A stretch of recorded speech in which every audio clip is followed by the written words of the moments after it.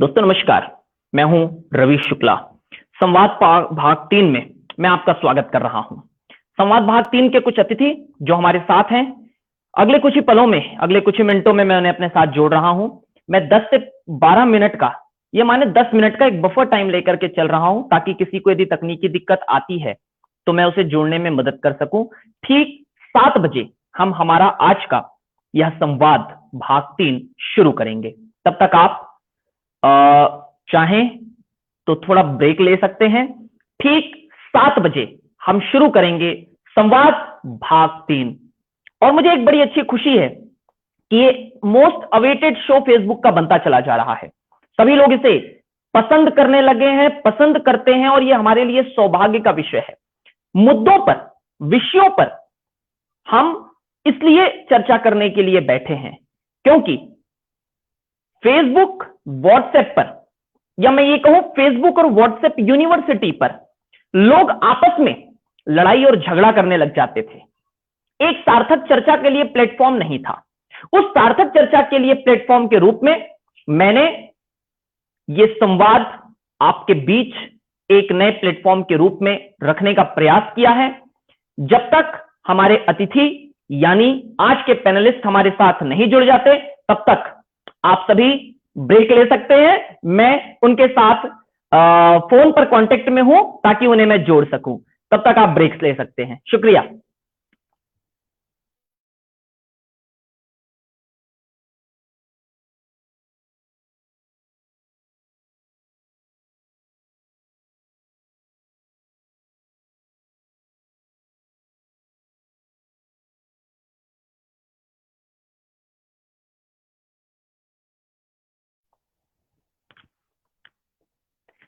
जाति न पूछो,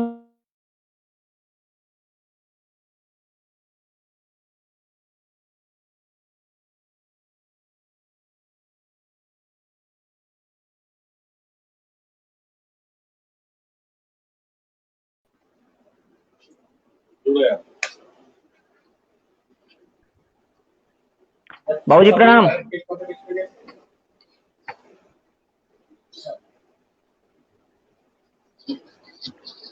टाइम है ना,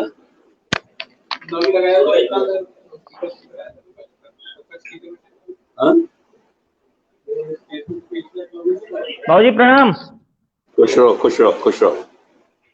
आवाज नहीं आ रही है आपका, शायद म्यूट है। आपका आवाज नहीं आ रही है? अब आवाज नहीं आ रही है। आवाज ना जा दो। एक मिनट, रितेश भाई स्वागत है। नमस्कार भाई। बोलता आवाज नहीं आ रही है। नहीं, आवाज नहीं आ रही है।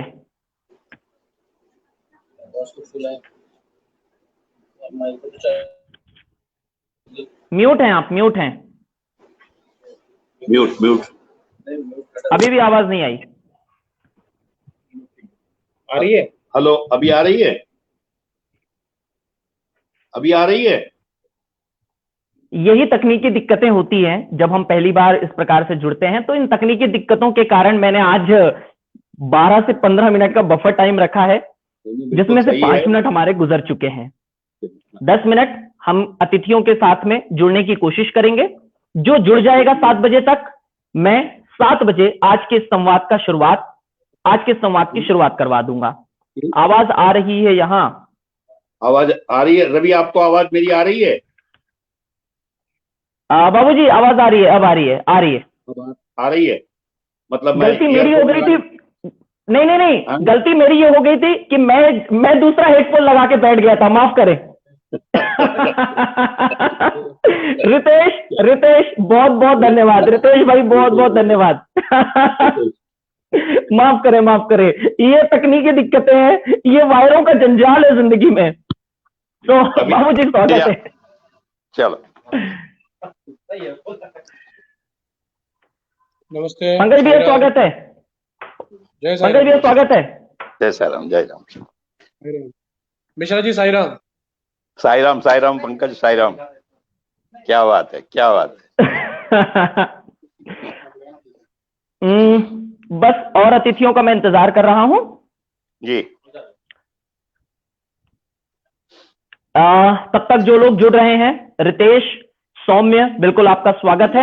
मेरा आप सभी से अनुरोध है कि आप जितने अधिक लोगों तक इसे शेयर कर सकते हैं, साझा कर सकते हैं, उसे शेयर कर दीजिए ताकि अधिक से अधिक लोग इस सार्थक चर्चा में जुड़ सके और जुड़ करके इसमें भाग ले सकें। एक अतिथि हमारे साथ आ चुके हैं, अमरीश शर्मा जी। जी नमस्कार।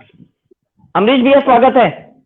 धन्यवाद, आप सभी का स्वागत है। मेरा प्रणाम स्वीकार करें सभी के सब, जितने भी महानुभाव हैं उन सबको मेरा प्रणाम। और शुक्ला जी, आपको देखकर बड़ा अच्छा लग रहा है। बहुत दिनों बाद आपका ये अद्भुत चेहरा, मतलब ऐसे तो हम कैमरे में देखते ही रहते हैं आपको जी, और जी खासतौर से सभी महानुभाव जिनको आज हम पहली बार देख रहे हैं, बड़ा अच्छा लग रहा है। ऐसा सहयोग आप बनाते रहा करिए, लगता है कुंभ है। विचारों का कुंभ। हाँ, विचारिक कुंभ है, जिसमें भगवान अमृत को बरसाता रहता है। जी हेडफोन कैसे लगाई? जी रवि, एक मनोज भैया स्वागत है। हाँ बाबूजी, कुछ कह रहे थे? मैंने कहा बहुत सार्थक प्रयास है आपका। जी, आपकी मैं भूरी भूरी प्रशंसा करूं तो कम नहीं है, बहुत अच्छी बात है। बस कोशिश है बाबूजी। और बहुत अच्छा लोगों में प्रतिसाद भी मिल रहा है, लोगों में उत्सुकता भी करीब बहुत ज्यादा पहुंच गई है। लोग बहुत ज्यादा इस विषय को इस विषय की गूढ़ता को समझते हैं, तो लोग जानना भी चाहते हैं कि क्या इस विषय पर हम लोग चर्चा कर पाएंगे, सही दिशा में हमारा संवाद जा पाएगा कि नहीं जा पाएगा। तो बड़ी अच्छी पहल है आपके द्वारा। बहुत शुक्रिया, बहुत शुक्रिया। मनोज भैया स्वागत है। भैया सभी को मेरा प्रणाम। खुश रहो। हमारा भी प्रणाम स्वीकार करें। जी। तो हाँ, चलिए हम लोग एक भूमिका के तौर पर शुरू कर देते हैं, क्योंकि अधिकांश एक सिर्फ देशाले जी बचे हुए हैं तो वो जुड़ेंगे। तो आज संवाद भाग 3 जितने भी लोग हैं मैं उन सभी के बीच रखना चाहता हूं। संवाद एक ऐसा मंच है, इसकी संकल्पना कहां से आई? संकल्पना का उद्देश्य यह है कि फेसबुक और व्हाट्सएप पर लोग लड़ाई करते हैं, जिन विषयों को, तथ्यों को न जान करके वो उससे अपनी टांग अड़ा करके न जाने क्यों एक लंबी बहस के बाद झगड़ा और झगड़े के बाद में ब्लॉक। इसके बीच में कहीं कुछ ना कुछ एक सकारात्मक पहल की जरूरत थी। ये कई दिनों से बहुत सारी जगह पर मैंने देखा, व्हाट्सएप पर भी हूं सक्रिय, वहां पर भी देखने मिला, फेसबुक पर देखने मिला। तो एक मन में विचार आया कि एक सार्थक चर्चा का प्लेटफॉर्म होना चाहिए। चर्चा उनके साथ में जो कि उस विषय के अभ्यासु हो, उस विषय के जानकार हो। तो ये पूरा संवाद आपके बीच है। आज ये संवाद का 3रा एपिसोड है और मैं आज के इस एपिसोड की शुरुआत करने जा रहा हूं। आज हमारा विषय है साईं बाबा भगवान हकीकत या फसाना। मैं सबसे पहले यह स्पष्ट कर दूं कि हम यहां पर जो भी मत मेरी तरफ से रखेंगे वह ना ही पक्ष में है और ना ही विपक्ष में है। ये मंच ये नहीं बोलता कि वे भगवान हैं या फसाना। हम किसी प्रकार की राय और अन्य चीजें आपके बीच नहीं रख रहे, हम केवल चर्चा करना चाहते हैं। चर्चा का उद्देश्य कहां से आया, मैं आपके बीच रखना चाहता हूं। पिछले 1 सप्ताह पहले मेरे एक व्हाट्सएप पर एक संदेश किसी ग्रुप में मैंने पढ़ा, उसमें लिखा गया था कि हैशटैग चलाया जाए। अभी DD1 पर, दूरदर्शन पर साईं बाबा पर चल रहा सीरियल जो कि विवादों पर है और प्रकाश जावड़ेकर जी को हैशटैग चलाया जा रहा है कि साईं बाबा का सीरियल बंद किया जाए। मुहिम वहां से नहीं शुरू हुई, उसके पहले 2017 में, उसके पहले 2014 में इस पर अलग अलग प्रकार की बहस छिड़ चुकी है। मैं ये कहूं कि 2 रूपों में हमारा समाज बंटता और खड़ा होता दिखाई दे रहा है। जो व्यक्ति एक संत के रूप में, एक फकीर के रूप में अपनी सारी जिंदगी लोगों की सेवा के लिए लगा देता है, जो व्यक्ति लोगों की सेवा को सबसे बड़ी सेवा मानता है, जो सभी को साथ लेकर के भाईचारे की बात करता है, आज उस पर दो फाड़ होते समाज को एक सटीक चर्चा की जरूरत है। इसीलिए साईं बाबा भगवान है, हकीकत है ये या फसाना, इस विषय को लेकर के हम आपके बीच उपस्थित हैं। इस चर्चा में मेरे साथ हैं आदरणीय श्री राम नारायण मिश्रा जी। आप शिरडी साईं मंदिर के संरक्षक हैं। नागपुर वर्धा रोड पर जो साईं मंदिर है आप उसके ट्रस्टी रह चुके हैं। रामनारायण मिश्रा जी का मैं स्वागत करता हूं। मेरे साथ हैं पंकज महाजन जी, जो साईं पालकी विदर्भ के अध्यक्ष हैं और साईं जी के प्रति, साईं भगवान के प्रति पूरी तरह से डिवोटी हैं। मैं पंकज जी का स्वागत कर रहा हूं। मेरे साथ हैं प्रयागराज उत्तर प्रदेश से आदरणीय श्री मनोज दुबे जी। आप राष्ट्रीय सनातन सेना के राष्ट्रीय अध्यक्ष हैं।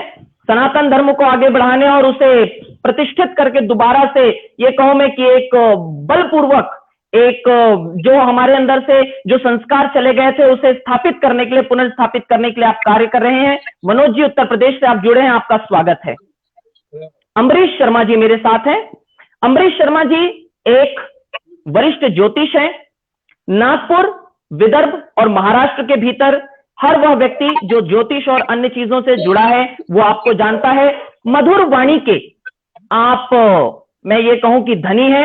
भाई अमरीश जी आपका स्वागत है। जी आदरणीय श्री देसाले जी हमारे साथ में जुड़ेंगे, विलास देसाले जी कुछ ही क्षणों में। तब तक हम चर्चा की शुरुआत करते हैं। मैं आपके सामने कुछ चीजें रख दूं कि आपको जो समय सीमा दी जाएगी हमें समय सीमा का ख्याल रखना है, लेकिन बोलने का मौका सभी को मिलेगा।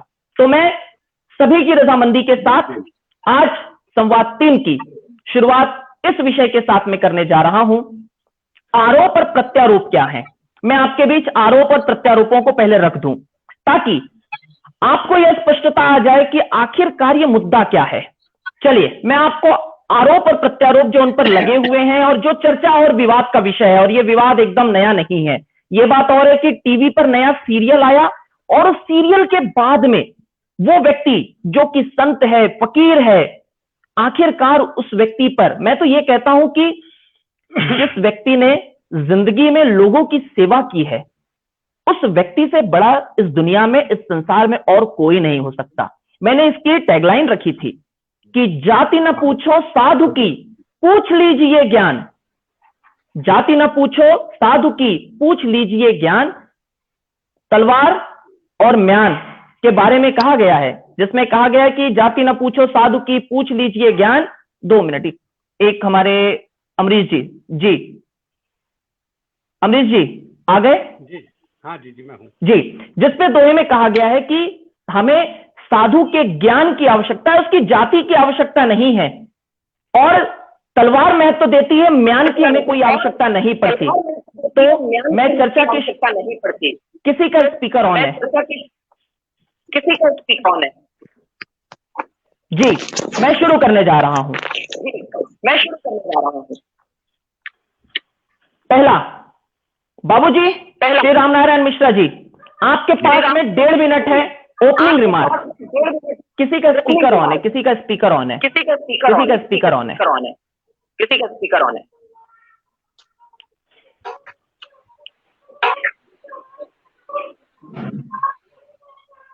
हेलो हेलो, किसी का स्पीकर ऑन रह गया है? किसी का स्पीकर ऑन रह गया है? मेरा या तो फिर हाँ मनोज भैया जी, मिश्रा जी का शायद स्पीकर आपकी तरफ। मिश्रा जी का नहीं, वो तो म्यूट है। मेरा हेडफोन ही लगा है। हाँ आवाज रिपीट आएगी। आप लोगों को आ रही है आवाज रिपीट? आ रही है जी, आवाज आ रही है। जी आवाज रिपीट आएगी।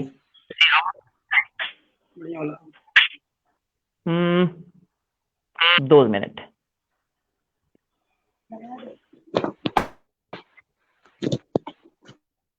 अब ठीक है जी? अब ठीक है। मैंने फिलहाल मेरी तरफ से सबको म्यूट कर रखा है। दर्शक जो जुड़े हुए हैं, दर्शकों को मैं कह दूं कि आपके सवाल आप नीचे लिखते जाएं, डालते जाएं। जहां जहां मौका मिलेगा मैं सवाल आपके जिससे भी होंगे उसे पूछूंगा। लेकिन यदि आपका सवाल नहीं पूछा गया तो मैं पहले ही आपसे क्षमा मांग ले रहा हूं, क्योंकि कई बार होता यह है कि आपके सवाल या तो रिलेवेंट नहीं होते या तो पूछने के लिए कई बार समय कम रहता है। चलिए आदरणीय Ramnarayan Mishra ji, opening remark 1.5 minute है आपके पास में। आखिरकार साईं जी भगवान है या नहीं है, तो क्यों नहीं है, तो क्यों नहीं? रामनारायण मिश्रा जी, 1.5 मिनट है आपके पास।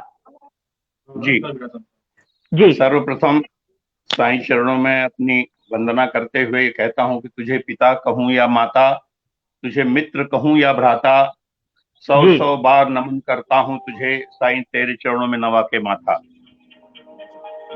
आप सभी लोग यहाँ जो उपस्थित हैं उनको मैं इस सार्थक चर्चा में खुद सम्मिलित होकर के गौरवान्वित महसूस कर रहा हूं। और भगवान परिभाषित हो जाएं तो उनसे गुण धर्म का मिलान किया जा सकता है। भगवान परिभाषित हो जाएं तो उनसे गुण धर्म का मिलान किया जा सकता है, किंतु हमारे ऋषि मुनि वेद नेति नेति कहकर समर्पित हो गए। हम भी तो आखिर उन्हीं की संतान हैं। क्या हम हो सकता है हम में से ही कोई भगीरथ गंगा को पुनः उतार लाए? इसलिए ये प्रयास सार्थक है और मैं इसकी भूरी भूरी प्रशंसा करता हूं। और ईश्वर है या नहीं, इस विषय पर चर्चा का जो अवगाहन किया गया है उस पर हम लोग चर्चा करेंगे। हाँ, शुरुआत मैं अपनी तरफ से कर चुका हूं। जी ठीक है जी। मनोज दुबे जी, आपके पास आ रहा हूं। पहला 1.5 मिनट में अपनी बात रखें। जी, साईं बाबा भगवान है या नहीं है, तो क्यों नहीं, तो क्यों नहीं? मनोज दुबे जी। जी, मेरे हिसाब से साईं बाबा एक मनुष्य थे जो कि एक पाथरी गांव में जहां उनका जन्म हुआ, वो जन्म से ही मुस्लिम के यहाँ रहे। मुस्लिम बिरादरी में हमेशा अपना गुणगान किया है और मुस्लिम बिरादर को बढ़ाने के लिए उन्होंने अल्लाह का नाम लिया। बाद में उन्होंने साईं राम नाम रखा। इसलिए मैं हिंदू सनातन के हिसाब से उनको भगवान नहीं मानता। ठीक है, ठीक है। Pankaj Mahajan ji, opening remark. आप तो साईं के बहुत, मैं आपका जब आपके ऊपर रिसर्च किया, मैंने रिसर्च में हर व्यक्ति पे करके बैठा हूं, तो मैंने जब आप पर रिसर्च किया तो मुझे पता चला कि आप साईं के अनन्य भक्त हैं, पूरी तरह से समर्पित हैं। यदि मैं रात में आपको फोन करके बोलूं कि मैं एक साईं भक्त बोल रहा हूं और मुझे इसकी जरूरत है, तो आप जिस अवस्था में होंगे उस अवस्था में आप मेरी मदद करने आ जाएंगे। मैं ये कहूं कि साईं के रूप में आप मदद करने आ जाएंगे। आपके 1.5 मिनट शुरू होते हैं।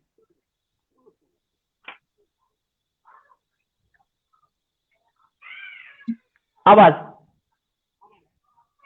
कहूंगा दुबे जी, एक तो आपकी इंफॉर्मेशन आपने जो बताया कि पाथरी गांव से, ऐसा बाबा के 60 साल के कार्यकाल में बाबा ने कहीं पे भी पाथरी गांव का, यानी पाथरी में जन्म हुआ और जाति पाति में जात से मुसलमान थे या ब्राह्मण थे, ऐसा कहीं पे भी कुछ नहीं कहा। और बाबा तो सर्वोपरि, और बाबा का यानी धरती पे आना ही सिर्फ सबका मालिक है, सभी धर्म सभी जातियों को एकत्रित करके सभी में प्रेम, सभी, इसके लिए बाबा ने अपना अवतरण कार्य यहाँ पे धरती पे किया है।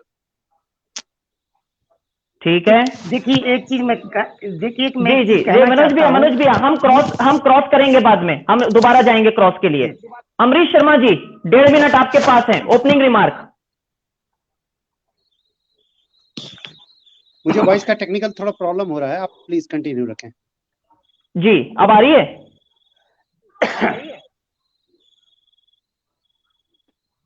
अब आ रही है? चलिए, शायद अमरीश शर्मा जी को थोड़ी सी दिक्कत हो रही है। मैं आगे बढ़ता हूं। आगे इसलिए बढ़ रहा हूं कि आदरणीय रामनारायण मिश्रा जी ने जो अपना पक्ष रखा उससे ये स्पष्ट हो गया कि वे मानते हैं कि साईं बाबा भगवान है।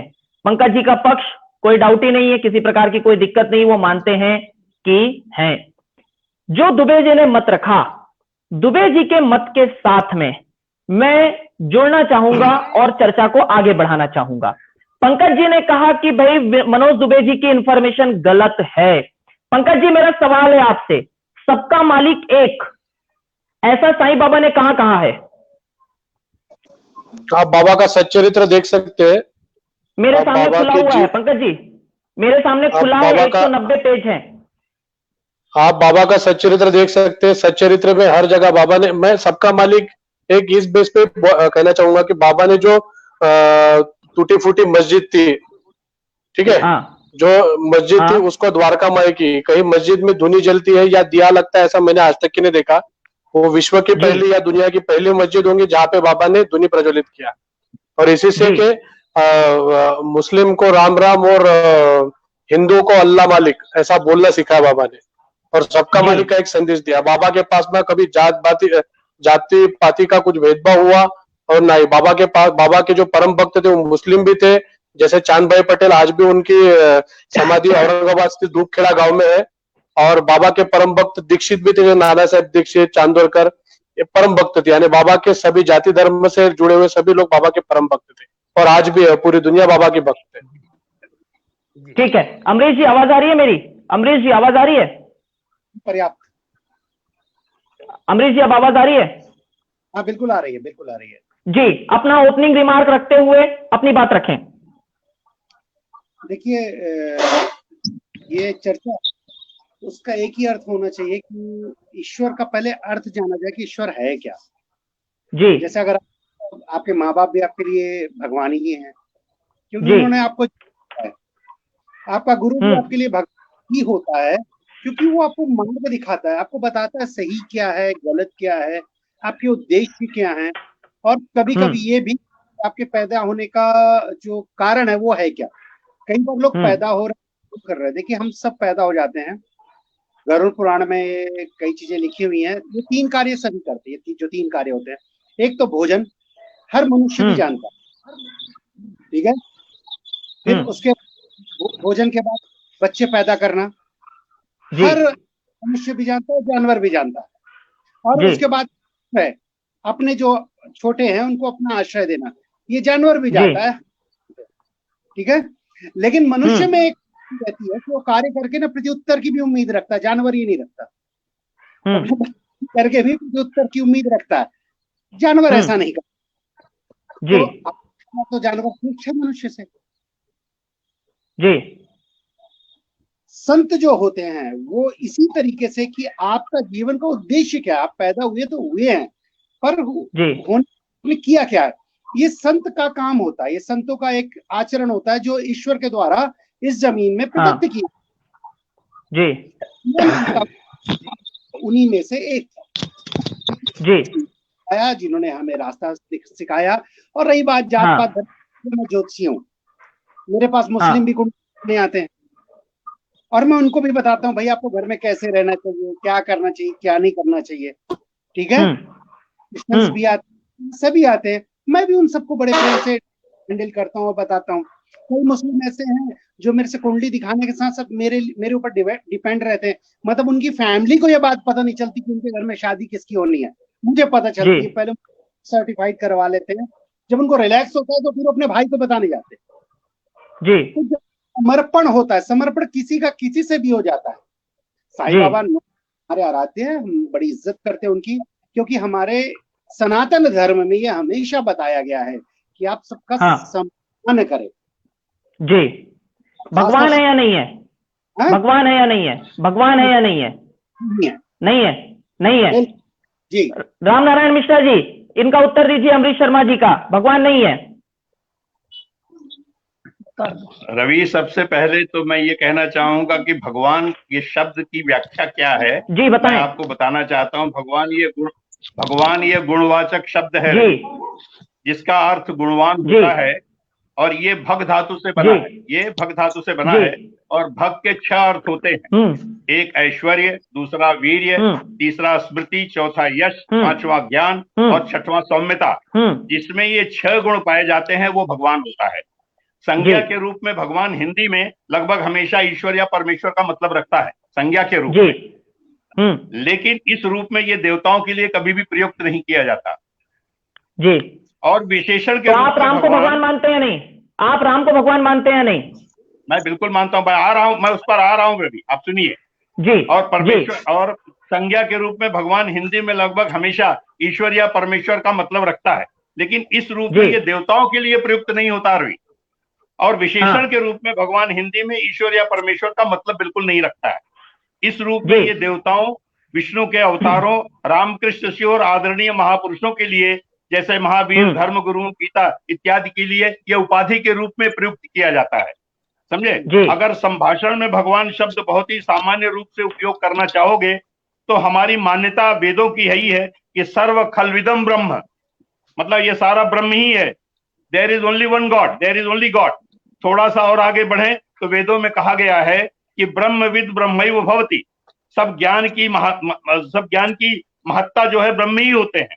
फिर इस विषय में और क्या कहें, इस विषय में और क्या कहना चाहिए आप बताइए। जब इसकी व्याख्या सीधी सीधी की जा चुकी है और भगवान और श्रीमद् भगवत गीता में भगवान ने स्पष्ट कहा है, इदम ते नात्पस्काय न भक्ताय कदाचन न चाशुश्रुवे वाच्यम न चमा योभ्य सूयति। भगवान स्वयं श्री कृष्ण ने इस बात को प्रतिपादित किया है। तो आज की जो हमारी स्थिति है कि ये वो ईश्वर साईं बाबा को भगवान लोगों ने बनाया, उनकी श्रद्धा ने बनाया। साईं बाबा कभी अपने जीवन में ये नहीं कहे कि मुझे आप भगवान के रूप में पूजो। साईं बाबा ने कभी ये बात नहीं कही। साईं बाबा की भक्ति, साईं बाबा के प्रति लोगों की जो अटूट आस्था थी, जो विश्वास था, जो दृढ़ता थी, जो उनके प्रति समर्पण था, उसने उनको भगवान बनाया। उसने उनको इस योग्य बनाया कि लोग उनको उस रूप में पूजने लगे। तो आज की जो वस्तु स्थिति है वो लोगों की आस्था उनके साथ जुड़ी। जी मनोज जी, उत्तर दीजिए। मिश्रा जी, आदरणीय मिश्रा जी को मैं बताना चाहूंगा कि आप सनातन धर्म के आधार पर बता रहे हैं, न कि उनके भगवान होने के। देखिए ऐसा है, चाहे के साथ अजमेर चाचा जी रोशन शाह के साथ अजमेर में जाकर हीरा और सुन्ना हदीस पक्का शरीयत पर वो रिसर्च न करते, वो अपने को भगवान बनाना चाह रहे थे और स्वयं रिसर्च से इस्लाम धर्म को बढ़ावा देना चाह रहे थे, जो कि रोशन शाह ने स्वयं लिखा था इस चीज को। आप सनातन धर्म के आधार पर किसी को भगवान कर सकते हैं, यानी साईं बाबा को भगवान नहीं कर सकते, न उनको भगवान माना जाता है, न उनको सनातन धर्म कभी भगवान मानेगा। जो सनातन धर्म से भटके हुए व्यक्ति हैं वही भगवान मान सकते हैं।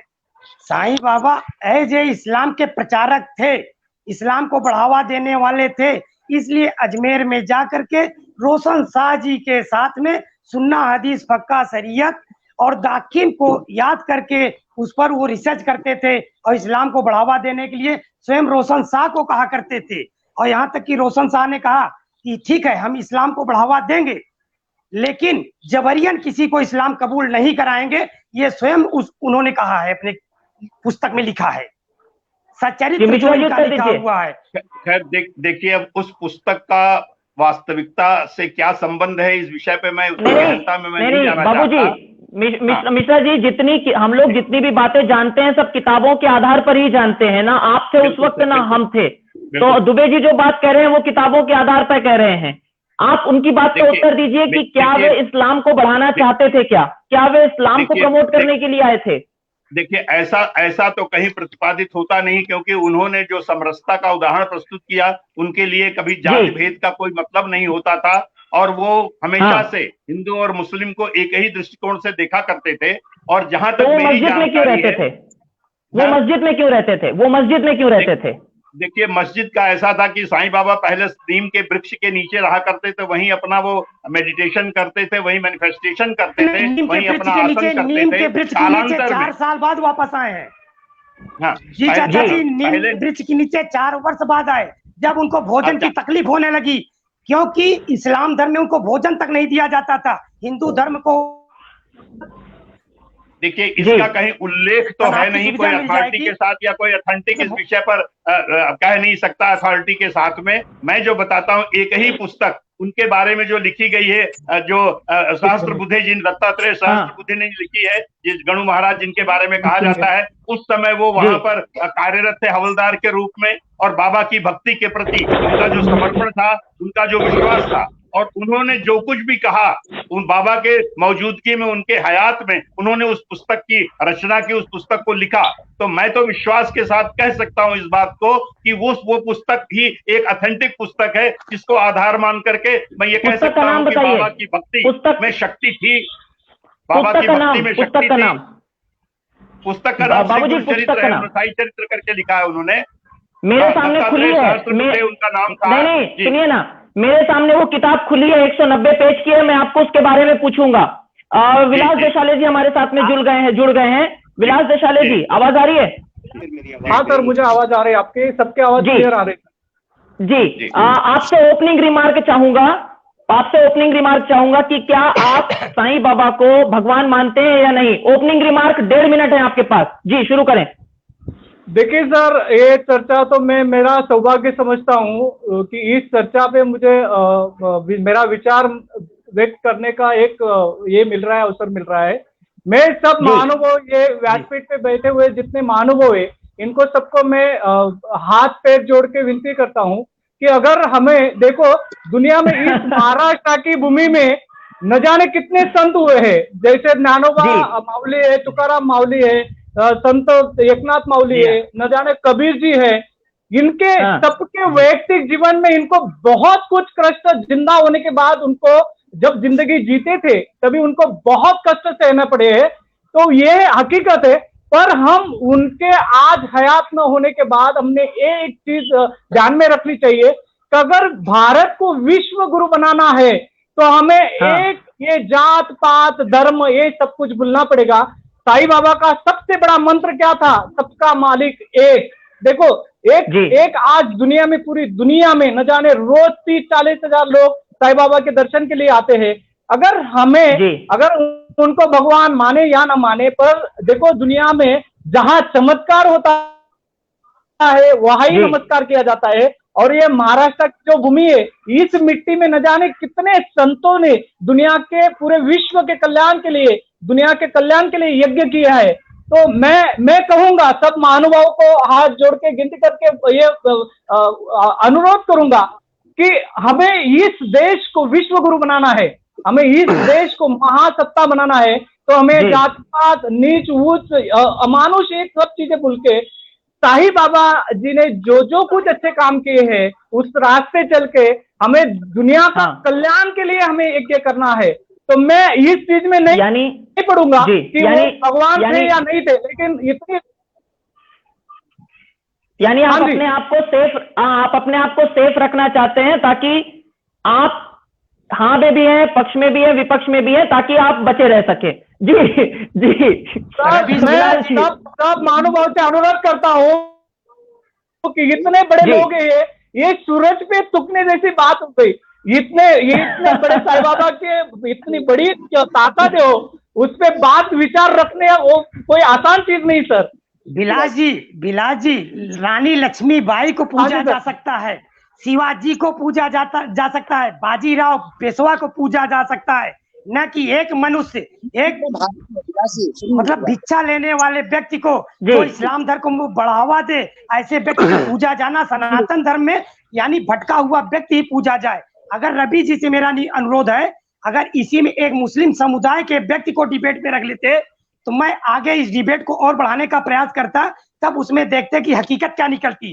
क्योंकि इस्लाम धर्म से मानने वाले जितने भी मुस्लिम समाज के लोग थे, सब इनको एक फकीर समझते थे कि मुस्लिम समुदाय के एक फकीर है और कुछ नहीं जानते थे। लेकिन मेरा सनातन धर्म जो जाकर के वहां बैठे हुए हैं, हम अपने राम नारायण मिश्रा जी जैसे महापुरुष को कहना चाहते हैं कि अपने हनुमान जी में जितनी आस्था रखनी है, दुर्गा जी में जितनी आस्था रखनी है, इससे ज्यादा हमारे कृष्ण भगवान में आस्था रखनी चाहिए। इतना साईं में मत रखिए जहां कुछ हासिल नहीं होता।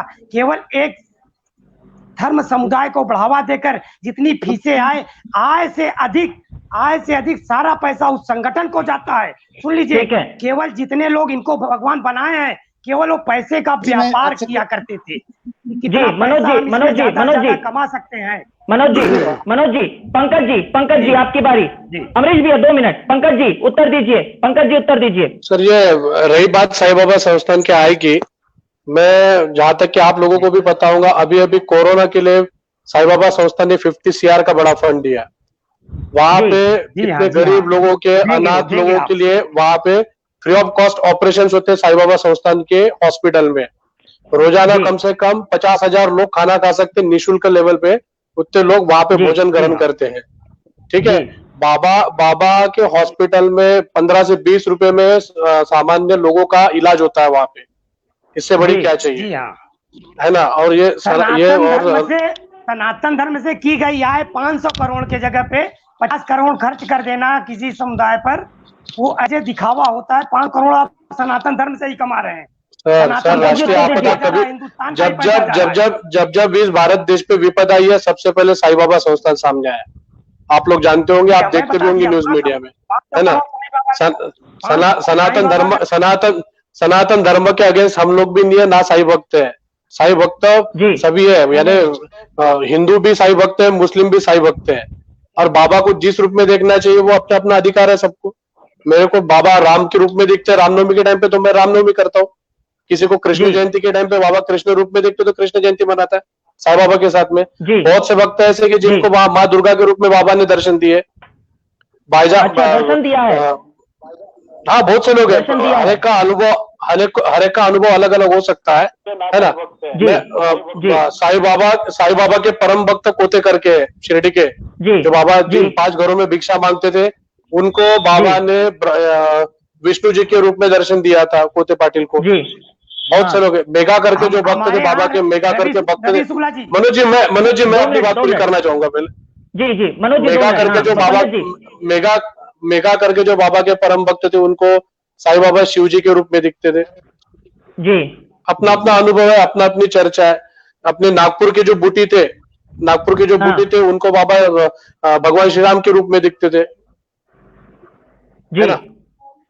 तो ऐसा है, सबका अनुभव अलग है। बाबा जिसको जिस रूप में चाहिए, जिसकी जैसी श्रद्धा है, श्रद्धा के अनुसार बाबा के भक्त है। तो कहने का मतलब ये है कि किसी को दुर्गा के रूप में, किसी को हनुमान के रूप में, तो किसी को राम जी के रूप में साईं बाबा ने दर्शन दिए हैं।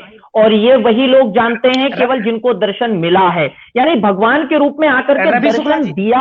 और उसके बाद में मनोज जी 2 मिनट, दर्शन देना और दर्शन देने के बाद में उस व्यक्ति को पूजते चले जाना। और भारतीय फिल्म इंडस्ट्री का जिस तरीके से एक साईं बाबा के ऊपर फिल्म बना करके, मैं सच्चरित को सुबह से पढ़ रहा हूं, सच्चरित के अंदर में जो लिखा हुआ है और जो फिल्म में मैंने देखा है, फिल्मों के अंदर में जितना बढ़ा चढ़ाकर दिखाया गया अन्य चीजें, मैं फिर से दोहरा दूं कि हमारा कोई भी ना समर्थन है ना विरोध है। संत के रूप में, फकीर के रूप में हर एक व्यक्ति का सम्मान होना चाहिए। लेकिन क्या शंकराचार्य जी की कही गई बात पर हम और आप प्रश्न चिन्ह उठा सकते हैं क्या? मनोज जी, आपके पास आने से पहले मैं अमरीश जी के पास जाऊंगा। अमरीश जी, आप कुछ कह रहे थे। अमरीश जी। हाँ, दरअसल विषयांतर हो जा रहा है। ठीक है, दुबे जी की कई बातें बड़ी मतलब परफेक्ट हैं, और पंकज जी की भी कुछ बातों को लेकर मैं कुछ बोलना चाहूंगा। पंकज जी, धन खर्च करना आज बहुत अच्छी बात है, खर्च करना चाहिए। सर, आपका वॉइस ब्रेक हो रहा है, आपका आवाज नहीं आ रहा है। मेरी आवाज आ रही है अभी? जी, अब आ रही है, पर कम आ रही है। जी, अभी ठीक आ रही है? जी कहें। जी अमरीश जी, अब ठीक है। जी पंकज जी,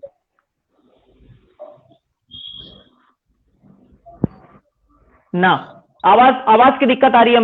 अमरीश जी के साथ में आवाज की दिक्कत आ रही है। मनोज जी उत्तर दीजिए, आप कुछ कहना चाहते थे। मनोज जी उत्तर दीजिए।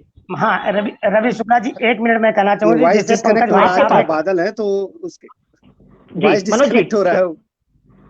जी हाँ मनोज जी शुरू करें। पंकज, हाँ जी मनोज जी शुरू करें। पंकज भैया ने जैसे कहा कि उन्होंने राम में दर्शन दिया, दुर्गा जी बनकर दर्शन दिया, ठीक है, कभी कृष्ण भगवान बनकर दर्शन दिया। मैं बताना चाहूंगा, एक मेरा मित्र प्रयागराज में ही रहता है, आज भी उसका परिवार है। जब उसके पिताजी बीमार होते हैं तो लोग सब साईं भक्त थे। मैं भी उनके यहाँ जाता था, उनके घर में साईं मूर्ति रखी थी, और आज भी रखी हुई है। वो पूजा करते हैं, हवन करते हैं, भगवान जी का भी उनका भी। तो उनके पिताजी बीमार होते हैं, पिताजी को टाइफाइड हो जाता है। उनके पिताजी लगभग 1 महीने बीमार होते हैं। हम लोग जाते हैं, रोज इलाज के लिए जाते हैं, जी खाना बंद कर देते हैं, कहते हैं कि साईं बाबा ने मुझे दर्शन में। पंकज भैया थोड़ा एक मिनट सुन रहे हैं, आप कहिए। बाबा ने मुझे दर्शन दिया। आपकी तरफ भी मेरे कान है सर, मनोज सर, आपकी तरफ भी कान है। जी उत्तर क्या बात है। तो साईं बाबा ने मुझे दर्शन दिया है कि बेटा तुम दवा नहीं खाना, तुम्हारे जितने पुराने रोग है इसी के साथ समाप्त हो जाएंगे। हम लोग बहुत समझाने का प्रयास किया, लेकिन वो दवा लेना बंद कर दिए। उनकी बीवी, उनके बच्चे रोने लगे। मेरा मित्र था, अब मेरा मित्र था, अब परेशान हो गए हम। जब राकेश के उसका नाम बबलू था घर का, वो परेशान हो गया, रोज हमको फोन करे। तब ये PNT फोन था हमारा, ये मोबाइल वगैरह नहीं था, तो हम लोग जा करके उम्र भी इतना हो सकता था ले जाते ले आते, लेकिन वो बिल्कुल असहाय हो गए कि नहीं साईं बाबा हमको ठीक कर देंगे। कल हमको उन्होंने आकर दर्शन दिया कि बेटा तुम ये पानी पी लेना, यहाँ रखा रहेगा, ये कर लेना, ये खा लेना, लेकिन दवा मत लेना। अंत में वो बेचारे की जांच कराए हम लोग, टाइफाइड की वजह से समझ कि आंतें बिल्कुल खराब हो गई, आंत में सड़क पैदा हो गई, लेकिन उन्होंने इलाज नहीं किया, खत्म हो गए बेचारे। केवल साईं बाबा के नाम पर वो अपना जीवन त्याग दिया, लेकिन इसी कष्ट के कारण साईं मूर्ति आज रखी हुई है, उनके परिवार वाले साईं बाबा को मानना बंद कर दिया। उन्होंने कहा कि मेरे दुर्गा जी ठीक है, मेरे बजरंगबली ठीक है, मेरे कृष्ण भगवान ठीक है, हम अपने अगर किसी भी रूप में मनुष्य को मानेंगे तो अपने ऋषि महात्मा और संत को मानेंगे, इस्लाम धर्म प्रचारक को नहीं मानेंगे। मनोज जी, ये हमारे क्या होता है? हमारे राम है, हमारे कृष्ण है, हमारी दुर्गा है, ये क्या होता है? पंकज जी उत्तर दीजिए, हमारा क्या होता है? पंकज जी उत्तर दीजिए। हमारे सनातन, सारे लोग यहाँ सनातनी बैठे हैं, सारे लोग यहाँ सनातन धर्म को मानने वाले हैं, इसलिए हमारे हैं। रवि शुक्ला जी मनोज जी देखिए क्या होता है, सनातन धर्म को सब मानते हैं, हर धर्म को इस मिट्टी का हर इंसान मानता है। उसका मतलब ऐसा नहीं है कि हम दूसरे धर्म को, कोई भी इंसान को अगर नीचा दिखाए, ये कोई धर्म का रिवाज नहीं है। देखो संत होते हैं, और मैं खुद चैलेंज करता हूँ। तो आज कोरोना 4 महीने से इतने पूरी दुनिया में जानलेवा इतना हमला कर रहा है, तो कहाँ है हमारे सनातन धर्म के, कहाँ है सब भगवान कहाँ है? क्यों नहीं बचा रहे सबको? ऐसा नहीं होता है। कहाँ चले गए आपके साईं बाबा समझ जमाती को मानने वाले? हम वो भी नहीं बोल रहे हैं साईं बाबा, ये हर एक की आस्था होती है। क्यों नहीं बचा रही? हमें देखो सबका एक मान सम्मान रखना चाहिए। हम देखो हिंदू सत्ता हमारा, मैं खुले मंच कैसे कहता हूँ? आप विलास जी आप इस्लाम को मनोज जी ये उत्तर विलास जी ने दिया है, ठीक है। अब मैं पंकज जी के पास जा रहा हूँ। पंकज जी अब बोलेंगे तब आप कहिएगा। पंकज जी कहिए। ठीक सर, आपकी बात, आपने जो बोला है कि इस्लाम को बढ़ावा देते हैं, ऐसा कुछ भी नहीं है। आप मेरे हिसाब से मैं आपको एक पर्सनल रिक्वेस्ट करूंगा मनोज जी कि आप एक बार शिरडी आइए, ठीक है? आप एक बार शिरडी आइए, बिल्कुल आऊंगा। शिरडी आइए, और शिरडी आने के बाद में आप शिरडी के साईं भक्तों से मिलिए, साईं बाबा की समाधि से मिले, बाबा का जो म्यूजियम रखा है, बाबा का जो म्यूजियम है, एक स्टडी करके आइए ना। मैं थोड़ी बोल रहा हूँ भक्त बन के आइए, आप एक म्यूजियम देख लीजिए। आप उसके बाद में मैं बजरंगबली का दर्शन करूंगा, मैं मंदिर में जाऊंगा, मैं दुर्गा माँ का दर्शन करूंगा। लेकिन आप साईं मंदिर नहीं जाओगे, आप ये कह रहे हो? आप साईं मंदिर नहीं जाओगे, आप ये कह रहे हो? एक मिनट सुन लीजिए मेरी बात, सारे लोग, सारा सनातनी सुन लीजिए। हमारे घर में अगर हमारे सामने रामनारायण मिश्रा जी बैठे हुए हैं, तो मेरा सनातन धर्म नहीं कहता कि मैं पैर के ऊपर पैर चढ़ाकर बैठ जाऊं। हर मंदिर में साईं बाबा की मूर्ति पैर के ऊपर पैर चढ़ाकर मेरे भगवान के सामने रखी जाती है। ये कहाँ का न्याय है? ये कहाँ का धर्म है? कहाँ का संस्कार है? हमारे यहाँ बच्चे पैर के ऊपर पैर नहीं बैठते। मैं रामनारायण मिश्रा जी के सामने मैं पैर चढ़ाकर पैर नहीं बैठ सकता। आप हमारे मंदिर में साईं बाबा की मूर्ति रखते हो पैर के ऊपर पैर चढ़ाकर, यानी हमारे भगवान से बढ़कर हो गए। हमारे भगवान शांत बैठे हुए हैं, वो पैर के ऊपर पैर चढ़ाकर। विलास भाई और पंकज भैया बताएं, क्या यही संस्कार है? हमारे सनातन धर्म का ये संस्कार नहीं है। ये हमारे सनातन धर्म को खोखला। मैं तो आपको यही बताना चाहता हूँ, कि देखिए हर की अपनी एक कहानी सुनाने का एक रिवाज होता है। देखिए हर मंदिर में एक भगवान होता है। हनुमान जी मंदिर है ना, हनुमान जी मंदिर में हनुमान जी रहते हैं। गणेश जी के मंदिर में मुखिया गणेश जी रहते हैं। शिव जी के मंदिर में शिव जी रहते हैं। अगर साईं बाबा का मंदिर है तो मुखिया ही रहेंगे। पर दूसरी बात मैं कहूंगा कि उस मंदिर में अगर गणेश जी की मूर्ति रखी है तो उनका भी सम्मान होना चाहिए। उस मंदिर में अगर रामलला की मूर्ति रखी है, उनका भी सम्मान होना चाहिए। उसे देखिए, मैं तो ये कहूंगा कि कोई भी समाज, कोई भी जमात, कोई अपने को ये सिखाता नहीं है कि आपस में बैर रखना। हमें देखो, हम हमारे हिंदुस्तान का हिंदू लोगों की इतनी परंपरा है, हिंदू लोगों को पूरी दुनिया सराह रही है आज, पूरे आधे दुनिया हिंदू लोगों के इस पे पेड़ भर रही है। ये हमारी संस्कृति न जाने कितने हजारों सालों से, तो हमें बरकरार रखना है। न जाने हमारी कितनी पीढ़ियों ने ये सहन करके दुनिया को एक इंसानियत का नाता दिया है, इंसानियत का रिश्ता दिया है। हमें देश की अखंडता को है ना, हमें बरकरार रखना है। विलास जी और मनोज जी दोनों को रोक रहा हूँ। नहीं, मनोज जी रोक रहा हूँ। अमरीश भाई कुछ कहना चाह रहे हैं, काफी देर से शांत हैं। विलास भैया को 1 मिनट। नहीं, विलास भैया को जवाब दे। आधा मिनट कहिए। अच्छा चलिए 30 सेकंड। इसी चलते जो बिलास भाई साहब ने कहा है, इसी चलते मैंने पाकिस्तान खो दिया, इसी चलते अफगानिस्तान खो दिया, ईरान, इराक, कुवैत खो दिया। जहां तक ईरान अरब में कश्यप ऋषि का शासन चलता था और मन के गति से सशरीर कश्मीर तक आया करते थे। आपके संस्कार के चलते जो आप बता रहे हैं, इसी के चलते पाकिस्तान अफगानिस्तान खोने पर सनातन धर्म मजबूर हुआ। बताइए। ठीक है, 2 मिनट रोक रहा हूँ, दोनों को रोक रहा हूँ। अमरीश जी कुछ कहिए। अमरीश जी आपकी बारी। थैंक यू सो मच, आप लोगों ने मुझे वक्त दिया, नहीं तो मैं चर्चा में खो गया था। नहीं, चलिए बोलिए। क्या बात है। देखिए, पहले भगवान का अर्थ जानिए। मिश्रा जी जानते होंगे कि भगत प्रणेति भगत सत्य राम विजय मान दिया उदरना। मिश्रा जी मैं सही गलत तो नहीं कह रहा ना? नहीं, बिल्कुल सही है, बिल्कुल सही कह रहे हैं।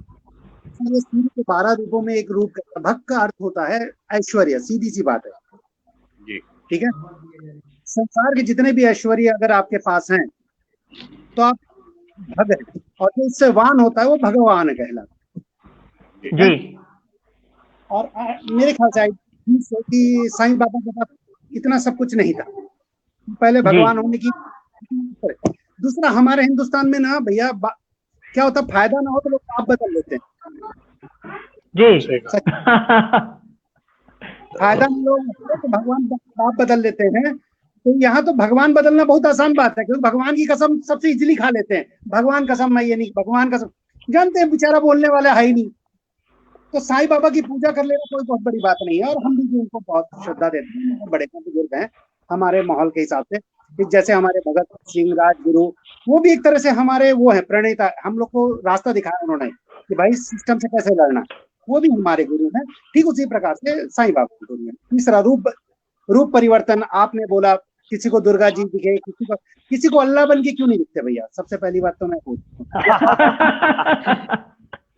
आपने सर किसी मुस्लिम साईं भक्तों को पूछना पड़ेगा आपको। वही तो मैं कह रहा था भाई साहब, किसी मुस्लिम समुदाय के व्यक्ति को बैठा लेते रवि शुक्ला जी। हाँ, तो अभी ये रवि जी की गलती नहीं, इनको समझना चाहिए था। रवि जी ध्यान रखिए, नेक्स्ट टाइम ऐसा ना हो। मेरी गलती। अमरीश जी को कंप्लीट कर ले। मनोज जी अमरीश जी को कंप्लीट कर ले। अमरीश जी कहें। तो आज तक किसी मुझे मेरे रूप में साईं बाबा दिखे, और किसी के रूप में भी, आई डोंट नो, मैं उनके धर्म के बारे में नहीं बोल सकता, या किसी को वहाँ ईसाई भी रहते हैं तो किसी सरदार जो गोविंद सिंह जी है उनके रूप में भी नहीं दिखे, सिर्फ वो कृष्ण राम और इसी में दिख जाते हैं। जैसे कभी कभी हमारे घर में प्रॉपर्टी ना मिले तो हमको हमारी माँ दिखती है सपने में कि हमारी माँ क्या बात है। अभी मैं रोज एक क्रिश्चियनिटी का एक मेरे पास आता है, नो कन्वर्शन करके है, उसमें वो एक पादरी खड़ा रहता है, 4 लोग ऐसे करके कांपते हैं, और फिर पादरी ऐसा वो शांत हो जाता है। पहले क्या होता है, अंधश्रद्धा मूलम जैसा कुछ था नहीं, तो टेक्नोलॉजी थी नहीं, पकड़ नहीं पाते थे कि कोई भाई क्या चमत्कार करता है। अभी सत्य सी साईं का आपका पंकज जी आपके लिए बताना चाहूंगा, एक रिटायर्ड, ये स्टेज पे हुआ था इसलिए बता रहा हूँ कि एक मेजर था, वो गया था सत्य साईं बाबा के पास, उनको प्रणाम किया, उन्होंने ऐसे ऐसे हाथ हिलाया और एक गुलाब दे दिया, उन्होंने ऐसा ऐसा हाथ उठाया, एक लड्डू पकड़ा दिया मेजर ने। तो रही बात चमत्कार की, तो ये होते रहते हैं। और सर हम साईं बाबा के बारे में बात करें, सत्य साईं बाबा के बारे में। जी मैं सिर्फ साईं बाबा को मानता हूँ, सत्य साईं बाबा को नहीं। यह मैं एग्जाम्पल उदाहरण है बराबर है। कि आदमी को फायदा होता है, या आदमी को देखिए, आदमी को दो तरीके से फायदा होता है जी। अगर धन से कहीं फायदा हो रहा है, जैसे अब मेरे को करने बैठा हूँ, मेरे को तो और मिल रहे हैं, मैं और प्रशंसा कर दूंगा, भाई पैसे मिल रहे हैं। जो हिंदू जिसे हम कहते हैं हिंदू, ये हमेशा व्यापारी रहा है भैया, गौर करिए, व्यापारी रहा है ये हमेशा। इसने व्यापार के लिए, आज सनातन धर्म की ये दशा केवल इसलिए है क्योंकि हम धर्म से ज्यादा व्यापार को महत्व देते हैं। हम हमेशा भगवान बदलते रहे। अगर नया भगवान आता तो अडॉप्ट करने में हमको ज्यादा नहीं, ये बाबा की मजार, वो बाबा की मजार, हमारे 36 करोड़ लोग हमको कम पड़ते हैं। हम हर मजार में जाके माथा फोड़ आते हैं, जाके हमको तुरंत फायदा चाहिए। दरअसल हिंदू जो है ना, में पहले से था, उसको इंस्टेंट फायदा चाहिए। जिस बाजार में फायदा मिला वहां से ज्यादा चढ़ाना चालू। अगर इसमें फायदा नहीं हो तो दूसरे, तीसरे में नहीं तो तीसरे, लेकिन तीसरे लोग मानना हम नहीं मानेंगे। लेकिन हिंदू था उसको, तो यही साईं बाबा को एज अ प्रोजेक्ट किया गया भगवान के रूप में उनके अनुयायियों के द्वारा, ताकि वो अच्छे से अर्न कर सके। दरअसल उनकी सात्विकता को किसी ने नहीं अपनाया कि जैसे साईं बाबा रहते थे। उनके कितने अनुयायी हैं आप बताइए, जो बड़ा उसी सात्विकता के साथ रहते हैं, 5 घर भीख मांगते हैं? बिल्कुल नहीं रहते, बड़े उसके साथ रहते हैं। ठीक है भगवान। अमरीश जी, ठीक है अमरीश जी, मैं रोक रहा हूं। मैं रोकते हुए, अमरीश जी ने बहुत सी अच्छे 3 बातें कही कि भैया केवल काली, दुर्गा, राम, हनुमान के रूप में साईं बाबा ने आज तक दर्शन क्यों दिए, वे जीसस क्यों नहीं बने, वे अल्लाह क्यों नहीं बने, वे गुरु गोविंद सिंह साहिब के रूप में क्यों नहीं आए। पहला मुद्दा नंबर 2 कि क्या हम लोगों ने साईं बाबा को भगवान के रूप में तो अपना लिया, लेकिन क्या साईं बाबा के गुण हम लोगों ने अपनाए क्या? आज भी हम लोग हिंदू मुसलमान की लड़ाई लड़ रहे हैं, आज भी पड़ोस वाले के साथ में हमारा झगड़ा है, आज भी देश भाषाओं में, धर्म में, जाति में बंधा हुआ है। ये जितनी भी चीजें हैं, प्रोजेक्ट किया गया भगवान के रूप में, हमने प्रोजेक्ट के रूप में उनको अपना लिया। आशीष चिरकुटे जी कह रहे हैं यदि आपको भगवान को समझना है तो आप साईं बाबा का सीरियल देखिए। तो भैया सीरियल में क्या दिखाया गया है, उन सारी चीजों के लिए हमारे बीच जो सबसे वरिष्ठ हैं, रामनारायण मिश्रा जी हमारे बीच है, जो काफी देर से शांत हैं। रामनारायण मिश्रा जी, आप एक सनातनी है या साईं बाबा के भक्त हैं? पहला सवाल आपसे ये है। मैं साईं बाबा का भक्त हूँ और सनातनी भी हूँ, दोनों चीजें हैं। नहीं, दोनों एक साथ कैसे हो सकता है? हो सकता है क्योंकि मैं क्योंकि जन्मजात ब्राह्मण हूँ और ब्राह्मण के कुल में मैंने जन्म लिया है, तो सारी परंपराएं और सारा जो निष्ठा है समाज के प्रति, धर्म के प्रति, वो तो अपनी जगह पर ही है। लेकिन जहां तक साईं बाबा शंकराचार्य की बात रवि, मैं आ रहा हूँ आपकी बात पर, मैं बिल्कुल आ रहा हूँ, आप सुनिए जी। साईं बाबा एक ऐसी शख्सियत है, इसकी पृष्ठभूमि में सबसे पहले तो हमें जाना पड़ेगा। साईं शब्द जो है रवि, ये पर्शियन शब्द है, पर्शियन शब्द है ये, और पर्शियन शब्द में साईं का अर्थ होता है मुस्लिम संप्रदाय के जो उनके धर्म गुरु होते हैं या उनके जो मुख्य होते हैं, उनको साईं के रूप में वो संबोधित करते हैं। और बाबा जो है हिंदू, सारी हकीकत कह दिया, कह दिया। अब सुनिए, आप मेरी बात मैं पूरा कह रहा हूँ, आप सुनिए। और बाबा शब्द जो है, बाबा शब्द जो है, ये हमारे हिंदू धर्म में अपने पिता तुल्य माना जाता है। इसीलिए हिंदू और मुस्लिम का जो समरसता का उदाहरण साईं बाबा ने प्रस्तुत किया, जो साईं बाबा, आप उनकी पृष्ठभूमि में जाके देखिए, साईं बाबा ने कहीं भी डिस्क्रिमिनेशन नहीं किया है। कहीं भी साईं बाबा ने ये नहीं कहा है कि ये आप हिंदू हैं इनकी पूजा मत कीजिए, या मुस्लिम है आप इनकी पूजा मत कीजिए। आप उन्होंने पूरा जीवन अपना फकीरी में बिता दिया, पूरा जीवन। और आज जैसे मनोज ने कहा कि आप पैर पर पैर रख करके वो बैठते हैं, तो ये तो हम भक्तों ने उनको जिस रूप में बैठे हुए देखा, अब हमारी श्रद्धा उनके प्रति थी, हमारी आस्था उनके प्रति थी, हमारी निष्ठा उनके प्रति थी, हमारा समर्पण उनके प्रति था। हमने उसको उसी रूप में उनको माना और उसी रूप में उनकी प्रतिकृति के रूप में हमने उनको अपने घर में या अपने मंदिर में उनको स्थान दिया या मंदिर की स्थापना की, और लोगों ने वहां पर श्रद्धा के साथ नतमस्तक हुए और वहां जाने लगे। बात ये आती है कि वो आप वो भगवान, देखिए भगवान है या नहीं, साईं बाबा ने कभी अपने जीवन में ये नहीं कहा कि आप भगवान के रूप में उनकी पूजा कीजिए। स्वयं कबीर जी ने कहा है कि गुरु गोविंद ताके लागू मिश्रा जी 2 मिनट। और बलिहारी गुरु आपने गोविंद दियो बताया। भगवान नहीं है तो तो साईं क्यों बाबा ने पूछते हमेशा हैं? आपको शांति मिली। मिश्रा जी मैं रोक रहा हूँ। Manoj ji 2 minute, Manoj ji 2 minute. अमरीश जी क्या कह रहे हैं आप? अमरीश जी क्या कह रहे हैं? देखिए क्या होता है कि जब हम शंकर जी अब विलास जी भी बोल रहे थे और पंकज जी भी, मैं दोनों को ससम्मान बताता हूँ। जब हम शंकर जी के मंदिर में जाते हैं ना भैया, तो क्या होता है, शंकर जी का प्रधान स्थान होता है और उनके साथ उनका परिवार होता है, ठीक है जी। जब हम विष्णु जी के मंदिर में जाते हैं तो विष्णु तथा उनका परिवार होता है, भगवान श्री विष्णु उनका परिवार होता है। लेकिन जब हम साईं बाबा के मंदिर में हैं तो साईं बाबा की एक प्रधान प्रतिमा रहती है, उसमें हमको स्वीकार्य है। मैं खुद साईं मंदिर जाता हूँ, प्रणाम करता हूँ, बिकॉज वो हमारे पिता तुल्य है, हमारे पूर्वज हैं साईं। मैं उनको अपना पूर्वज मानता हूँ। जैसे कि मनोज दुबे जी के पिताजी वो मेरे पूर्वज हैं, मैं उनको प्रणाम करता हूँ। राम नारायण मिश्रा जी हमारे बड़े हैं, मैं उनको प्रणाम करता हूँ। ठीक उसी तरह से मैं साईं बाबा को भी प्रणाम करता हूँ, वो मेरे बड़े हैं, आदरणीय हैं।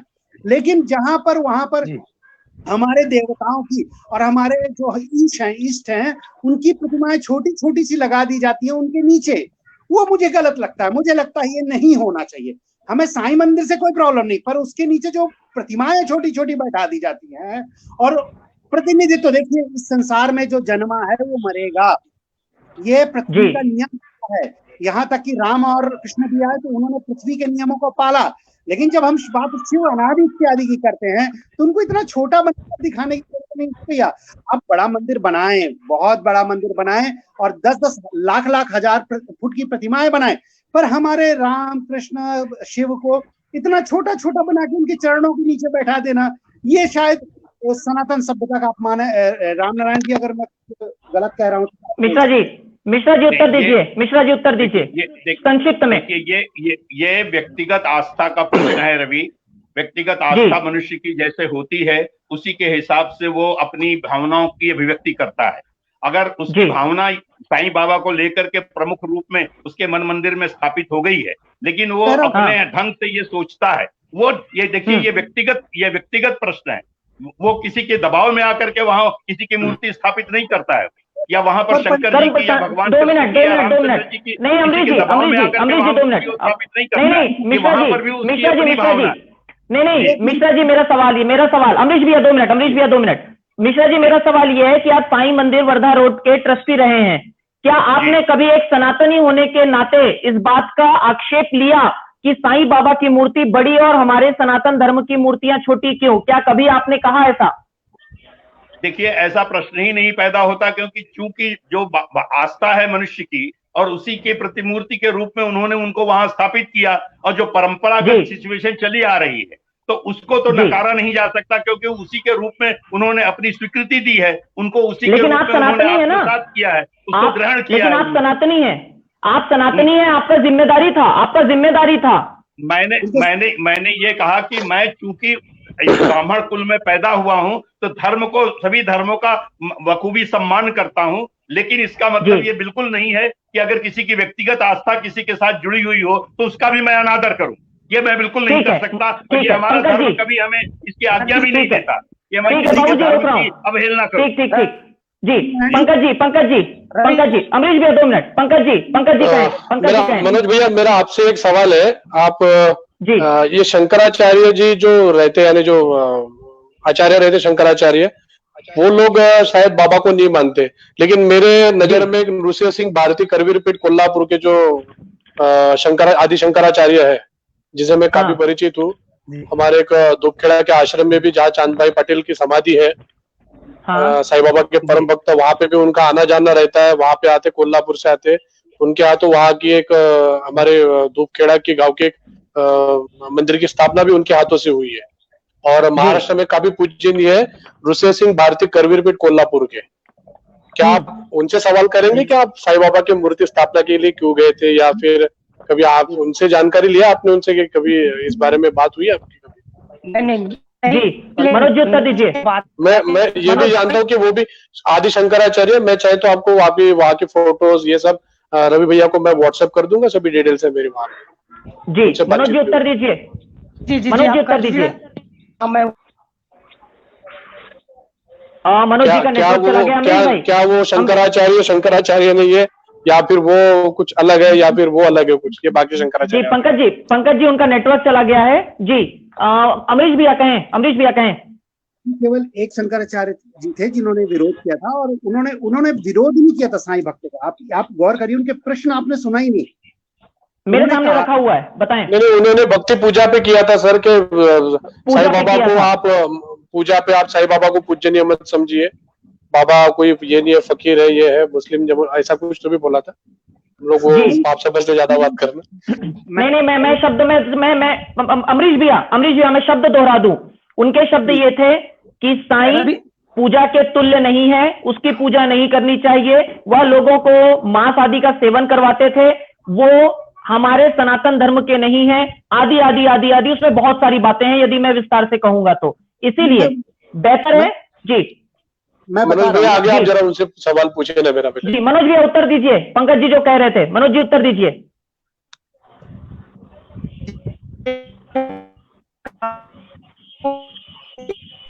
मनोज जी का नेटवर्क का दिक्कत है। अमरीश भैया कहें।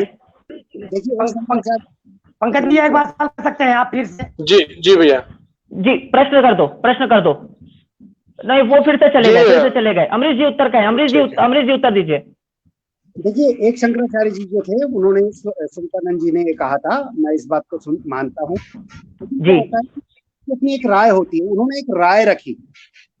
यहाँ तो फतवा निकालने पे मार दिया जाता है, लेकिन उन्होंने एक नॉर्मल राय दी। लेकिन बाकी के शंकराचार्यों ने इस चीज पे कोई मत नहीं दिया। आप कांची के शंकराचार्य जितने भी जगत गुरु हैं, उन्होंने कभी इस पर ज्यादा सर, मैं बात इस बारे में कहूंगा कि शंकराचार्य ने, भैया अभी तक के शंकराचार्य चले थे ना, आदि गुरु है सनातन धर्म से, वो भी तो सनातन धर्म से जुड़े हुए हैं ना। नृसिंह सिंह भारती करवीरपीठ कोल्हापुर के जो आदि मठाधिपति जो है, वो भी तो यानी सनातन धर्म के बड़े गुरु है। जहां तक मेरा मानना है, वो जहां भी जाते तो उनका जो भी यानी ये बोलेंगे हम लोग के उनके हिसाब से चलता है सब कुछ, कि पूजा पाठ जो भी चलता है वो सनातन धर्म के हिसाब से चलते हैं, यानी वो भी एक सनातनी हो गए। और हाँ नहीं पंकज जी एक हमारे दर्शक है रितेश तिवारी, उन्होंने बताया है शंकराचार्य पद के मात्र 4 ही मानद आचार्य होते हैं, और आप जिनकी बात कर रहे हैं वो शंकराचार्य की श्रेणी में नहीं आते। ये रितेश तिवारी दर्शक है, वो कह रहे हैं। मनोज जी उत्तर दीजिए। मनोज जी उत्तर दीजिए। आवाज कट जाती है, आप लोग चले। हेलो जी रवि, मैं एक बात कहता हूँ। जी रवि, मैं एक बात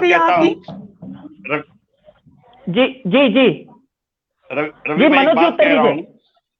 अच्छा पंकज, मनोज जी रुकिए। हाँ जी बाबूजी कहिए। रवि, ऐसा है कि good books and good people are never accepted immediately, they need to be read and understood.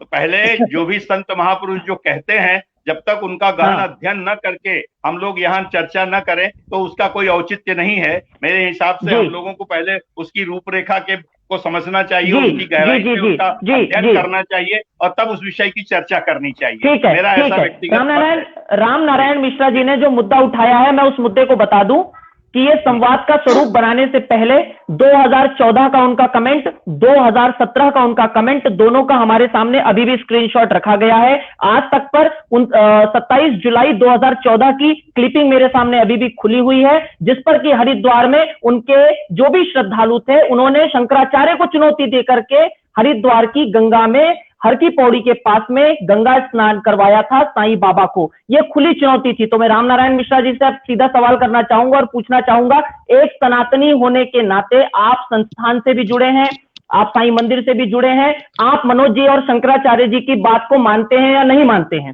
सीधा सवाल आपसे। देखिए, शंकराचार्य को मानते हैं या नहीं मानते हैं? सनातनी होने के नाते शंकराचार्य को मानते हैं या नहीं मानते हैं? नहीं, बिल्कुल मैं मानता हूं शंकराचार्य जी को। कैसे नहीं मान सकता हूं मैं, जब क्योंकि उसी धर्म का अनुयायी हूं, तो कैसे नहीं मानूंगा उनको। लेकिन सवाल ऐसा है, विरोधाभास कैसे मना कैसे करते हैं? देखिए, विरोधाभास ऐसा पैदा होता है, देखिए यहाँ पर जहाँ आस्था जुड़ी होती है, देखिए हमारे हिंदू धर्म में हम लोग तो विश्वास के साथ ही पूजा करते हैं, और उसी का हमको प्रतिफल प्राप्त होता है। अगर हमने किसी में भी अनास्था जाहिर की तो हम उसके पास बिल्कुल नहीं जाएंगे। यहाँ पर भी बाबा की जो भूमिका है, या आप उनकी जीवनी को अगर आप पढ़िए, तो बाबा ने कहीं पर भी इस बात का प्रतिपादन नहीं किया है कि आप इस धर्म के अनुयायी हो तो मेरे पास मत आओ। ऐसा उन्होंने कहीं नहीं कहा। 2 मिनट मिश्रा जी एक चीज बताएं। नहीं एक चीज बताएं उन्होंने सबका मालिक एक है की जगह अल्लाह मालिक क्यों कहा है? सच्चरित्र अभी भी मेरे सामने खुला है। नहीं, मैं उसी पर आ रहा हूं। उन्होंने ये कहा ईश्वर एक है।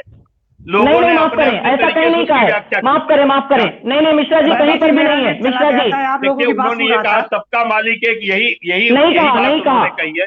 नहीं मिश्रा जी कहीं पर भी नहीं कहा उन्होंने। सच्चरित्र मेरे सामने खुला है 190 पेज का, एक भी पेज के ऊपर में नहीं लिखा हुआ है कि सबका मालिक एक है। अल्लाह मालिक लिखा हुआ है उसके अंदर में। मिश्रा जी देखिए हम लोगों ने क्या बनाया ये बात अलग है। आप लोग चले गए थे मुझसे। रवि शुक्ला जी 1 मिनट खड़ा था, आप लोगों का नेट चला गया था। अभी राम नारायण मिश्रा जी ने कहा कि मैं ब्राह्मण हूँ। जी ब्राह्मण अगर आप हैं तो भगवान राम को मानते, दुर्गा जी को मानते, बजरंगबली को मानते। सगुन उपासक परहित निरत नीति तिरण्य ते नर प्राण समानमम। भगवान राम ने स्वयं कहा ब्राह्मण के लिए ते नर प्राण समानमम जिनके द्विजपद प्रेम। तो साईं बाबा ने आपको क्यों नहीं माना? जब भगवान राम आपको मान सकते हैं, भगवान कृष्ण आपको मान सकते हैं, भगवान विष्णु आपको मान सकते हैं, तो साईं बाबा ने आपको क्यों आराध्य नहीं माना? क्योंकि ब्राह्मण पूज्य है भगवान के लिए। काफी करी रघुनाथ की भृगु ने मारी लात। ब्राह्मण वो चीज है कि जो विष्णु भगवान को लात मार सकता है। साईं बाबा कौन चीज है? साईं बाबा को सनातनी नहीं मानते, वो एक मनुष्य है। एक मनुष्य के रूप में तो मानते हैं, सत्कार कर सकते हैं। पर मिश्रा जी तो मानते हैं। माने जो भटके हुए मनुष्य होंगे, जो सनातन धर्म के भटके हुए मनुष्य होंगे, कभी उनको मुसलमान नहीं मानता। साईं बाबा को कभी मुसलमान नहीं मानता। क्यों? हमारे अल्लाह है। अल्लाह क्या है? अल्लाह होते तो अब तक बहुत कुछ कर दिए होते, लेकिन जो हमारे सनातन धर्म से भटके व्यक्ति हैं वही साईं बाबा को मानते हैं और कोई नहीं मानता। मनोज जी ठीक है मनोज जी, और सबको रोकते हुए विलास जी अपना मत रखिए जो अभी तक आपने सुना। विलास जी कहें। हाँ, मैं तो ये कहना चाहता हूँ कि देखिए अभी विषय जो चल रहा है ना, जब हमने इस विषय पे इतनी चर्चा की ना, तो पूरी जिंदगी भर साईं बाबा ने फकीर की जिंदगी जी है। न जाने अभी हर महीने देखो तुम, हर हफ्ते देखो, हर 15 दिन में न जाने कोई ऐसा दानशूर आदमी रहता है, वो बेनामी न जाने कितने करोड़ रुपए का सोना, कितने करोड़ रुपए के जवाहिर, कितने करोड़ रुपए की कैश बेनामी तरह की दान दे देती है। मैं मेरे मित्र अमरीश भाई के एक वक्तव्य से ना मैं उसमें सहमत हूँ कि हमारा हिंदू धर्म जो है ना, जब भगवान कोई प्रसन्न नहीं होते तो हर महीने अपने भगवान बदल देते हैं। ये सच्चाई है, इसमें कोई दोहरा ही नहीं है। तो मैं मेरे मनोज जी से भी सहकारी से ये कहना चाहता हूँ कि अबे हमारा अगर धर्म हमें स्ट्रांग करना है तो हमारे धर्म के लोगों को हमें जागरूक करना होगा। श्रद्धा और सबूरी रख के शांति से हमारे परमात्मा पे विश्वास हमें करना होगा। और जो दान दे रहे लोग बेनामी तरह से, उन लोगों से भी मेरी गिनती है कि न जाने हमारे तुम्हारे जैसे कितने न जाने जिंदे लोगों के अंतर मन में परमात्मा विराजमान है। उनकी सेवा करो, उनको जान लगाओ, भले बुटके को तुम आधार दो। ये हमारी संतों की भूमि के विचार है, हर एक संतों ने यही कहा है। तो मैं इस सभी चीजों पे यही कहूंगा कि यहाँ पे इस चर्चा पे ना, इस विषय पे चर्चा होना बहुत जरूरी है। बेनामी संपत्ति देने वाला कौन रहता है पता नहीं है, उसका नाम भी नहीं डिक्लेयर किया जाता है, क्यों दे रहा है उसका ये भी नहीं पता चलता है कि इतना बड़े पैमाने के दान क्यों करता है आदमी। जी पंकज जी उत्तर दीजिए। सर मैं तो बस इतना ही कहूंगा कि आज के इसमें जो अभी जिस हिसाब से हम लोग अभी जिस कार्य इसमें जी रहे हैं, जैसे देख सकते हो आप एफबी पे बोलो या से भी 80% यूथ जो है वो साईं बाबा के पीछे पागल है। साईं बाबा के भक्ति में लगा हुआ है। अगर बाबा के भक्ति में लगे हुए हैं, उनसे अगर कोई यानी कोई बुरी आदतें छूट रही उनकी, अपने माँ बाप का सम्मान कर रहे हैं, कहीं अच्छा काम धंधा कर रहे हैं, यानी सब कुछ अच्छा हो रहा है अगर उनका बाबा के प्रति आने के बाद में, बाबा की दिखाए मार्ग पे चलने के बाद में, तो दिक्कत क्या उसमें? आज जो जिस हिसाब से बाबा के इस बारे में तो मैं मेरा विचार रखूंगा। पूरा यूथ आप बोल रहे 80-90% अगर साईं बाबा के विचारों पे चल रहा है तो मुझे बताओ आप यूथ है कहाँ? यूथ आप देखोगे ना, कोई युवा ध्यान पे नहीं है। युवा भरकटा हुआ है, युवा का कोई माँ बाप नहीं है इस देश में। युवा का है, युवाओं को जान लगाने वाला, उसको दिशा दिखाने वाला कोई नहीं है। मैं तो बताऊंगा, पहले तो युवाओं को ज्ञान सिखाओ। देखो जैसे डॉक्टर बोलता है ना, हमने तो दवा दी दी है, हमने सब कुछ कर दिया है, अभी दुआओं की जरूरत है। वो दुआ बहुत बाद में, पहले तो युवाओं को रोजगार दो, उनको पहले तो है ना अच्छे रास्ते सिखाओ। और पहले हमारे संत कह मैं उन युवाओं के बारे में बोल रहा हूँ जो आम्ही पोटोबानी विठोबाचीच गोष्ट करतोय, ज्यांचा पोटोबा साईबाबांच्या नावावर। मला साईबाबा संस्थांविषयी राग द्वेष नाही, पण मी एकच म्हणाल, तू फक्त शिर्डी पुरता विचार करू नका। पूर्ण देश आपला हा जो आहे ना, हा देश हिंदू लोकांचा देश आहे आणि आपल्याला या मराठी मातीत आपल्याला हे विश्वाची माझे घर। विलास जी और पंकज जी, हम मेरा कहना एक ही है सर, रवि जी मेरा कहना यही है कि देखो हर कोई किसी ना किसी भगवान को मानता है। मेरा ये कहना है कि जो यूथ है, जो भी आदमी है, जो भी साईं बाबा को मानते हैं, उनकी लाइफ एक सिस्टमेटिक चलती है, या फिर उनके, यानी मैंने ये बोल नहीं रहा कि चमत्कारी होती है, चमत्कार होते हैं या बहुत कुछ सब कुछ चेंज होता है, लेकिन मेरा जहां तक के एक्सपीरियंस है, मैंने लोगों को देखा हो जो बाबा के भक्ति में है, या जो बाबा के, आप मिश्रा जी भी जानते होंगे शायद, बाकी लोग भी, अमरीश भैया से भी मैं जान पहचान करता हूँ कि मेरे को पता है कि जो बाबा के यानी मार्ग पे चलते या जो बाबा के भक्ति से जुड़ा हुआ है, उनका कहीं नुकसान नहीं हुआ है। कहीं ना कहीं उनके मन में सिंपत्ति होती है, दूसरे के प्रति भावना जागती है, दूसरे यानी सहानुभूति बोलो, समाज सेवा बोलो, जैसे बहुत सारी चीजें होती है साईं भक्तों के इसमें। ये मेरा अनुभव है सर, वैयक्तिक अनुभव है। मैं विलास जी के सहमत से भी, ये उनकी बातों से भी सहमत हूँ, लेकिन ये मेरा ओपिनियन है, पर्सनल ओपिनियन। ओके, ठीक है।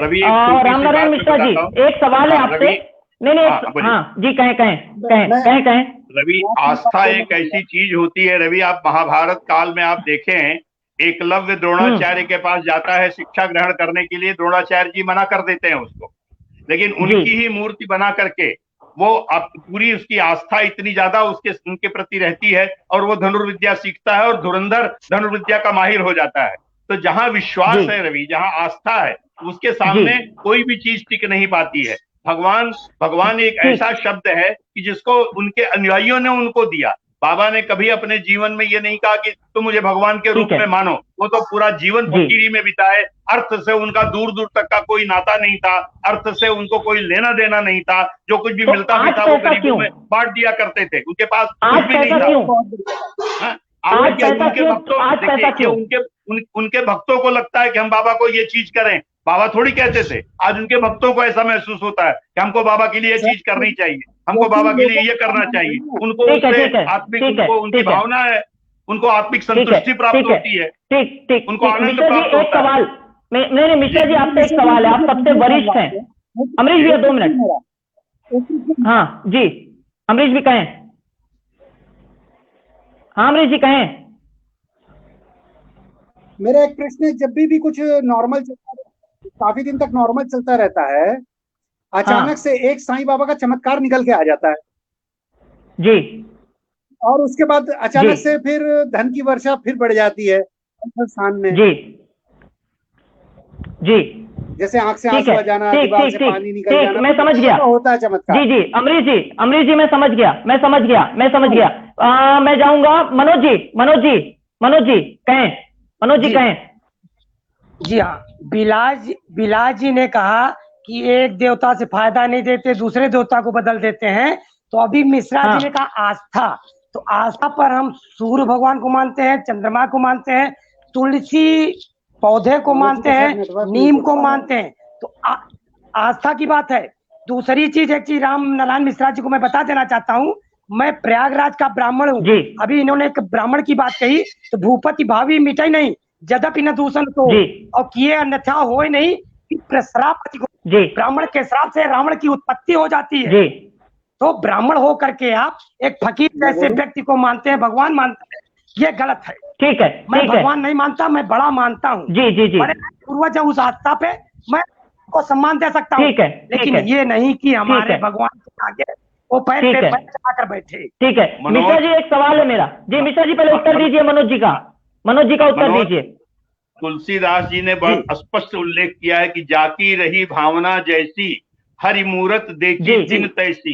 अगर आपकी आस्था और विश्वास जिसके रूप में है, अगर आपको ये महसूस होता है, देखिए आपकी, मैं नहीं मानूंगा आपकी बात, मैं आपकी बात नहीं मानूंगा। माने, अगर मेरी आस्था, देखिए आस्था का प्रश्न है, विषयांतर मत कीजिए मनोज, विषयांतर मत कीजिए, मैं बता रहा हूँ ये आस्था है, और जहाँ आस्था होती है वहां कोई बात नहीं आती, यहाँ आस्था का विषय है। और तुलसीदास जी ने भी इसको प्रतिपादित किया है। और इसके साथ आपने एक और उदाहरण बताया कि आपके प्रयागराज में ये घटना घटी, तो उस पर मैं ये कहना चाहता हूँ कि कर्म प्रधान विश्व करी राखा, वही है वही जो राम रुचि राखा, और को कर तर्क बढ़ावई राखा, तो होगा वही जो ईश्वर चाहेंगे, जो उनकी इच्छा होगी। हाँ, समझे ना? तो मनुष्य अपने आप ही वो चीज करने के लिए जाता है, समझे ना? तो वो होता ही है। और इसको कृष्ण जी, ठीक है, ठीक है, तो जी जी थोड़ा ठीक है। बाबूजी पानी दो।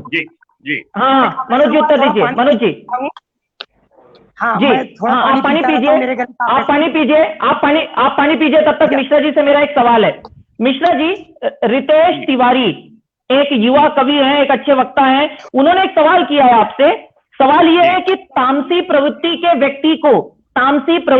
व्यक्ति को भगवान मानना और मजार पर जाकर के पूजा करना कहां तक उचित है? देखिए, सबसे पहली चीज तो वो तामसी प्रवृत्ति थे, इसको आज तक किसी ने प्रतिपादित नहीं किया है। सच्चरित्र में लिखा है, सच्चरित्र में लिखा है तामसी प्रवृत्ति बाबूजी, सच्चरित्र में लिखा है, सच्चरित्र में लिखा है जी, सच्चरित्र में लिखा है कि वो मांसाहार और शाकाहार दोनों बनाते थे।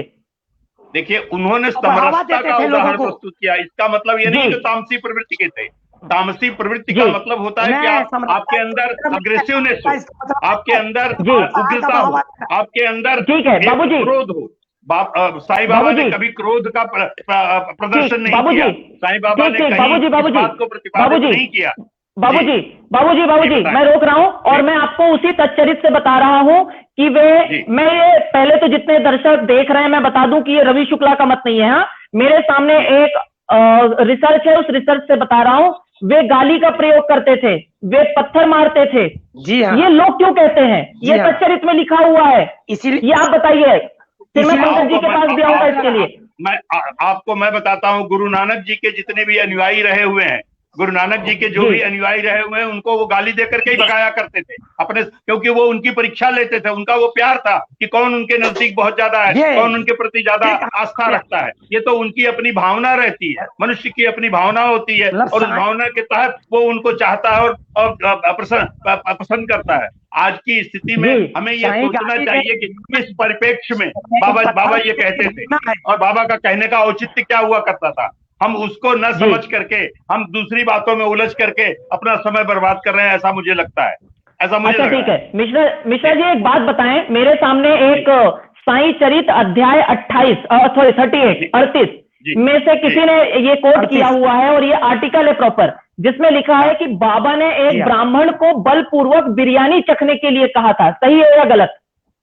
देखिए, अब वो अगर देखिए, मैं तो उसका खंडन नहीं करता, क्योंकि अगर वो गणु महाराज जी के द्वारा लिखी गई पुस्तक है वो, और अगर उन्होंने इस बात को प्रतिपादित किया है, तो ऐसा आख्यान है कि बाबा ने कहा होगा। लेकिन उसका हो सकता है कोई अलग अर्थ निकाल रहा हो, या कुछ उन्होंने अपने ढंग से सोचा होगा, क्योंकि संतों की जो विलक्षण जो प्रतिभा होती है, उनको देखने की शक्ति होती है मनुष्य को, उनको अपने अपने तरीके से वो उनको सॉल्व करते हैं, उस मैटर को रिजॉल्व करते हैं। ये संतों की भूमिका रहती है अपने तरीके से।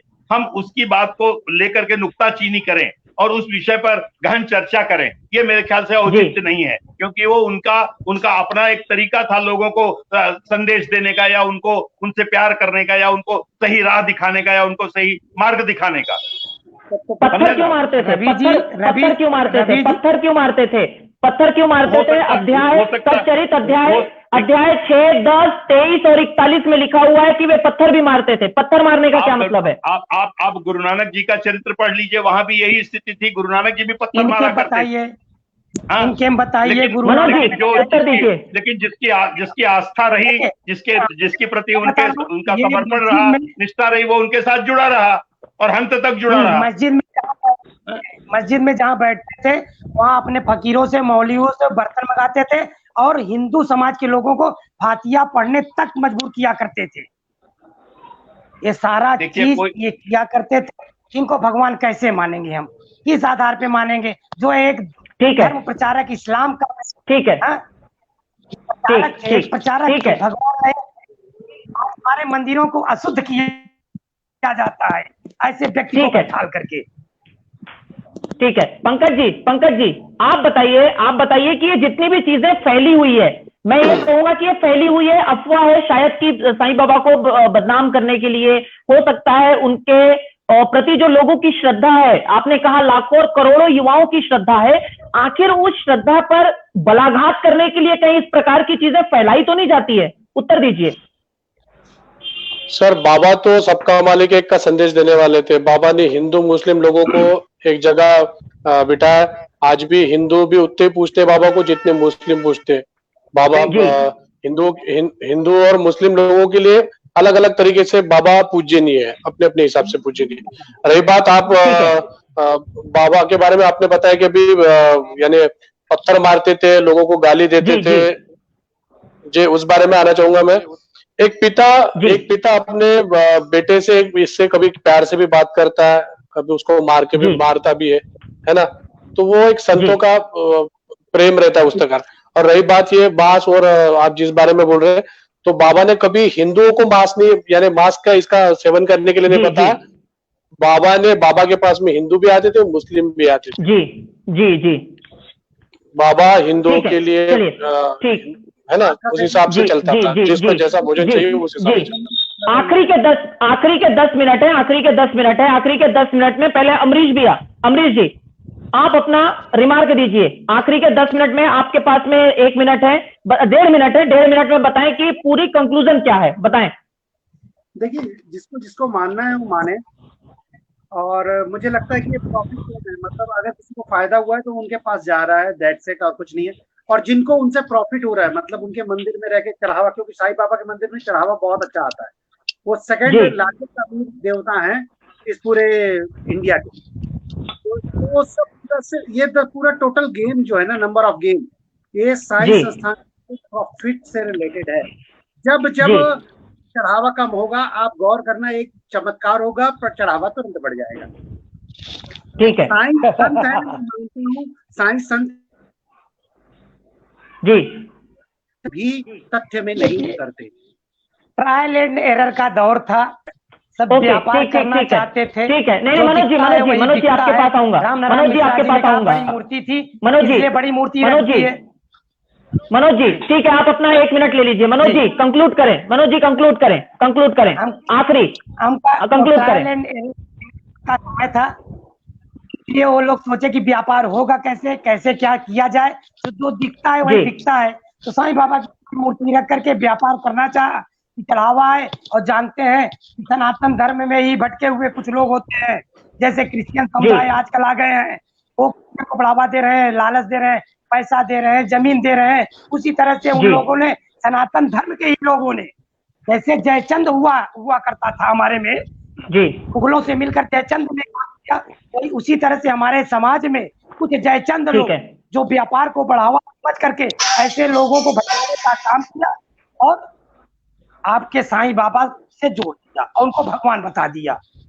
ठीक है पंकज भैया, लास्ट अंतिम रिमार्क बताएं। देखो, साई का मतलब है साक्षात ईश्वर। मेरे लिए तो सब कुछ साई है, और साई भक्तों के लिए भी साई साक्षात ईश्वर ही है, इसमें दो राय नहीं है। मनोज जी, आपने मेरे एक प्रश्न का उत्तर नहीं दिया। मैंने जो आपको शंकराचार्य के बारे में पूछा था, नृसिंह सिंह भारती करवीर पीठ वाले, आप शायद वो लिंक ब्रेक हो गया था आपका। मैं आपसे अपेक्षित थे मेरे को। फिर बोलिए, रवि जी थोड़ा टाइम लगेगा, लेकिन थोड़ा आंसर मिले। जी मनोज जी उत्तर दे दीजिए, मनोज जी उत्तर दे दीजिए। अभी नहीं आया शंकराचार्य जी का, जब आप नाम लेते हैं तो आवाज अटक जाती है, फिर से बोलिए। हो सकता है वैसा। देखिए, एक शंकराचार्य कोल्हापुर के करवीर पीठ के नृसिंह सिंह भारती करके जी, जिनको मैंने औरंगाबाद में, जहाँ साईं बाबा की और चांद पटेल की मुलाकात हुई थी, सच्चरित्र के अनुसार मैं बता रहा हूँ, चांद भाई पटेल और चांद भाई पटेल की और साईं बाबा की जहाँ मुलाकात हुई थी, वहां पे एक आश्रम की मूर्ति स्थापना थी, उसमें ये जो शंकराचार्य नृसिंह सिंह भारती करवीर पीठ वाले, वो वहां पे उपस्थित थे। वो भी बाबा को मानने वाले हैं। मैंने भी उनके साथ काफी समय वहां पे व्यतीत किया। तो ये क्या आपके हिसाब से अगर वो बाबा को मानते तो वो सनातनी है या नहीं है? मनोज जी, बस बात संक्षिप्त तो में। चार पीठ के अलावा, पहली बात कोई तो चार पीठ के अलावा पांचवा शंकराचार्य होता ही नहीं। ये पांचवें शंकराचार्य बन कैसे गए? यानी ये बनावट वाले शंकराचार्य हैं। जब उन्हीं में अपने को नहीं मालूम कि मैं शंकराचार्य हूँ कि नहीं हूँ, तब वो किसी को भी कुछ भगवान बना सकते हैं। मनोज जी, हो गया उत्तर। मनोज जी, बिल्कुल कभी नहीं सुना। मैं चार पीठ को शंकराचार्य मानता हूँ, पांचवें को नहीं मानता। शंकराचार्य कोई अपने से बन जाए, हो सकता है वो इस्लाम प्रचारक हो। ठीक हो सकता है मनोज जी इस्लाम प्रचारक हो। मनोज ठीक है। विलास जी, अंतिम रिमार्क, कंक्लूडिंग रिमार्क। विलास जी। जितने मानव बेटे ये सब गुरुवर है, और इनसे मेरा अनुरोध है कि ये चर्चा है हमारे हिंदू देश में इतनी बड़ी जनसंख्या है ना, हर इंसान का एक अपना मत होता है। जैसे अपने सहकारी ने कहा कि कोई ब्राह्मण जी को मांस भक्षण करने के लिए कहा, तो यही बातें आज भी मक्का में जब कोई धार्मिक पूरी दुनिया से जाता है, वहां हिंदू लोगों को जो उसकी पवित्र गौ माता है उसका मांस पहले खाने को लगाते हैं।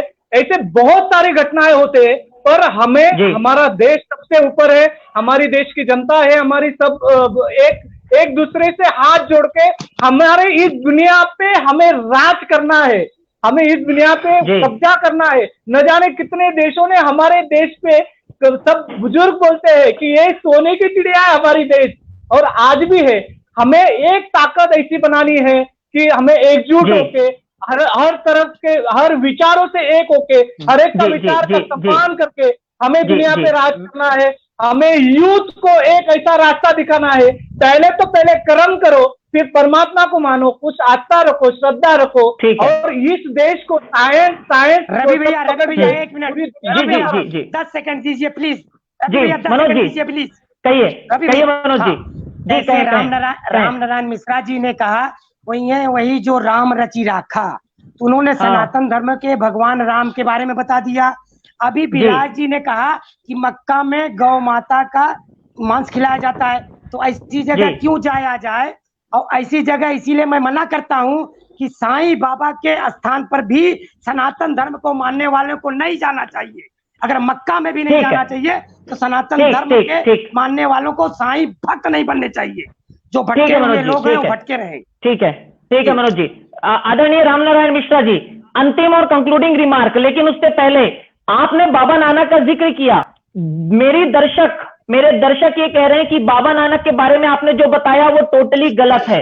आप बताएं, बाबा नानक के बारे में आपने जो कहा है वो कहां तक सही है? गाली देना और आदि चीजों के बारे में, और अपना कंक्लूडिंग रिमार्क दें। गुरु नानक जी के बारे में जो मैंने पढ़ा है कि उनके जो अनुयायी थे, जो उनके पास जाते थे, तो वो कोशिश ये करते थे कि उनसे दूर जाए। ये मैंने पढ़ा है। मैं जो चीज पढ़ा हूं उसी को मैं कह रहा हूं, और ये हकीकत थी कि वो उनसे काफी लोग उनसे दूर हो जाते थे, जिस हिसाब से जब उनका उग्र रूप देखते थे। ये संतों की अपनी एक भूमिका रहती है, संतों का अपना एक प्यार रहता है, और वो अपने ढंग से जिसको चाहते हैं उनको अंगीकार करते हैं, स्वीकार करते हैं। ये संतों की भाषा होती है। हो सकता है उन्होंने कहीं और पढ़ा हो, जो मैंने पढ़ा है मैंने उसको उद्धृत किया यहाँ पर, उसको बताना उचित समझा मैंने। हो सकता है उन्होंने अपने तरीके से उसको देखा हो, या उनकी अपनी जानकारी हो, या उनको वहां तक नहीं पहुंच पाए हो, ये भी हो सकता है।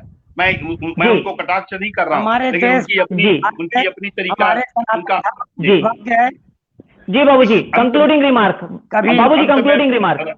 रवि, मैं एक छोटे से शेर के साथ इसका कंक्लूडिंग करना चाहता हूँ।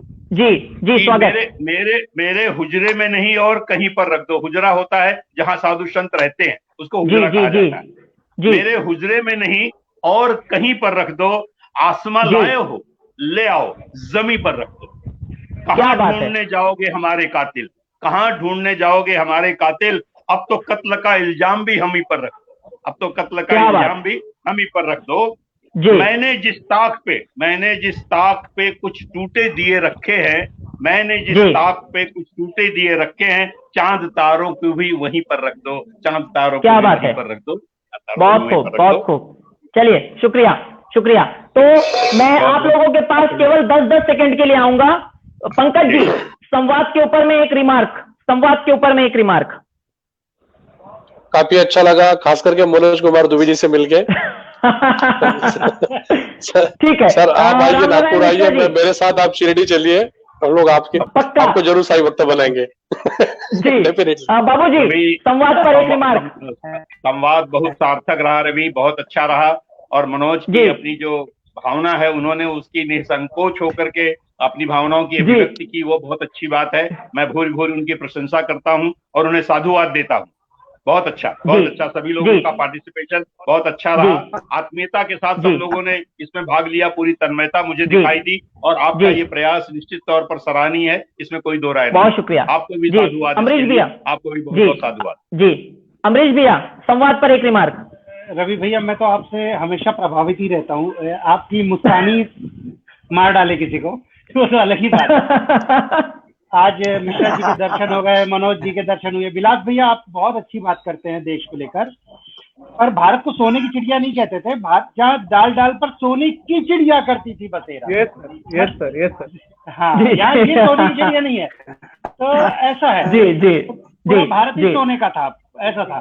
ठीक है। आपने कहा भक्त बनाएंगे, तो मैं आपको प्रणाम करता हूँ, लेकिन भक्त बनने की चीज नहीं होती, भक्त तो अंदर से बनता है इंसान। तो बन जाएंगे आने के बाद में। क्या बात, बहुत खूब, बहुत खूब, बहुत खूब। जी विलास जी, संवाद पर एक रिमार्क। सर, ये मेरा विश्वास है कि वो जरूर बाबा के भक्त बन जाएंगे। क्या बात है पंकज जी, यही विश्वास श्रद्धा को, और विश्वास श्रद्धा से आस्था में, और आस्था से हमें साईं के करीब ले जाता है। जी एग्जैक्टली सर। विलास जी कंक्लूडिंग रिमार्क, संवाद पर एक रिमार्क। सॉरी, संवाद पर। ऐसे विचारों की हमारे देश के नवयुवाओं को बहुत जरूरी है, और आप रवि जी, आपने इतना बहुत बड़ा योगदान दिया है। देश के युवा इस चीज का बहुत अधीन है, इसको विचारों की बहुत जरूरत है। ऐसे विषयों पे और बड़े बड़े बुजुर्ग चर्चा करें तो वो सब तरफ दिखाई देते हैं, लेकिन आप जैसे युवा अगर ऐसे विषय पे चर्चा करे और बुजुर्गों का आशीर्वाद लेके ये काम करे, तो उसमें बहुत अलग मजा होती है और बहुत अलग विचारों की क्रांति होती है। ऐसे विचारों के लिए सलाम। जी बहुत शुक्रिया, बहुत शुक्रिया। तो कुल मिलाकर के ये जो संवाद का एक मंच है, आ गए हैं मनोज जी, संवाद पर एक रिमार्क। मनोज जी, संवाद पर एक रिमार्क।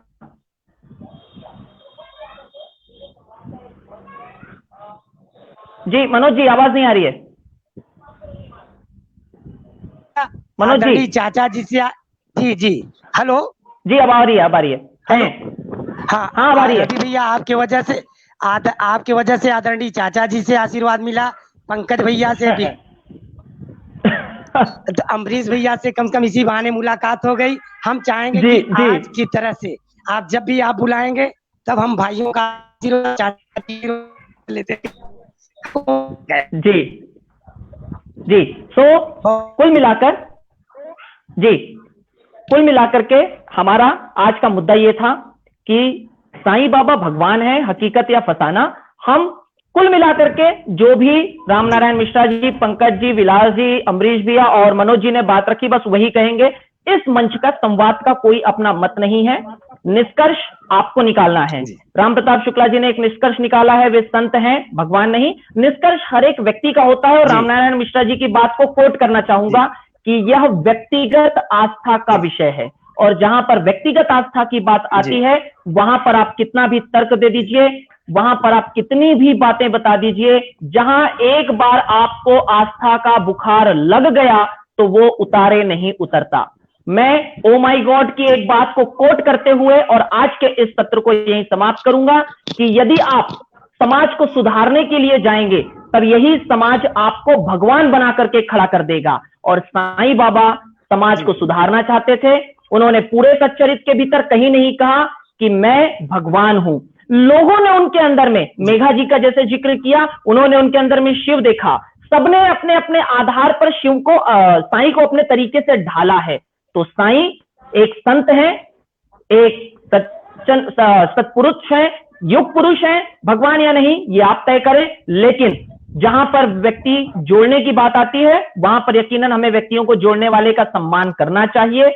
व्यक्तिगत आस्था अपनी जगह, जितने भी लोग थे उन सभी लोगों को, जो दर्शक जुड़े हुए थे उन सभी की बातों को हम उनकी आस्था, उनके विश्वास को नतमस्तक और सलाम करते हुए यही कहना चाहते हैं कि आस्था अपनी जगह है, लेकिन देश के भीतर में यदि राष्ट्रीय चैनल पर कोई भी टीवी सीरियल चल रहा हो और उसको हैशटैग करके आप उसको बंद करवाने की मुहिम छेड़ते हैं तो ये गलत है।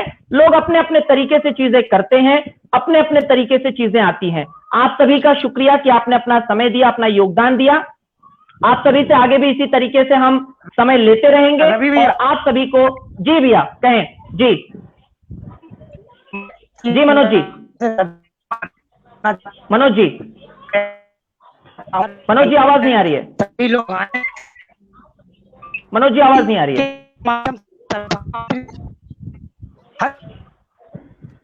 मनोज जी आवाज नहीं आ रही है ना। मनोज जी आपकी आवाज काफी कट रही है। नहीं कट रही है, आवाज काफी कट रही है। कुल मिलाकर के हमारा यही निष्कर्ष है कि सकारात्मक चर्चा हो। जैसे आदरणीय बाबूजी ने अपना मत रखा, पंकज जी ने उसका समर्थन किया, अमरीश भैया और मनोज भैया ने उनका समर्थन किया। हमारा मुद्दा मकसद ये होता है कि हम लड़ाई झगड़ा ना करें, मिल करके हेल्दी चर्चा करें। और ये इकलौता ऐसा मंच है मैं मानता हूं जहां से आप जाते वक्त चेहरे पर मुस्कुराहट लेकर के जाते हैं। यहाँ चिल्ला चोट नहीं होती, लड़ाई झगड़ा नहीं होता कि मैं तुम्हें वहां देख लूंगा, चौराहे पे मिल जाओ, ये सारी चीजें नहीं होती। हम केवल एक सार्थक और सफल चर्चा करते हैं। सभी मेरे साथ जुड़े रहे, मैं सभी का शुक्रिया और धन्यवाद ज्ञापित करता हूं। अगले रविवार को नए संवाद पर नई चर्चा के साथ में हम लोग मिलेंगे। तब तक के लिए शुक्रिया, जय हिंद, नमस्कार। बहुत बहुत धन्यवाद सर, बहुत बहुत धन्यवाद। Thank you so much, thank you Ravi भैया। चलिए जी अमरीश भैया, थैंक यू। विलास भैया बहुत बहुत धन्यवाद। बहुत बहुत धन्यवाद रवि जी। जी थैंक यू। Welcome sir.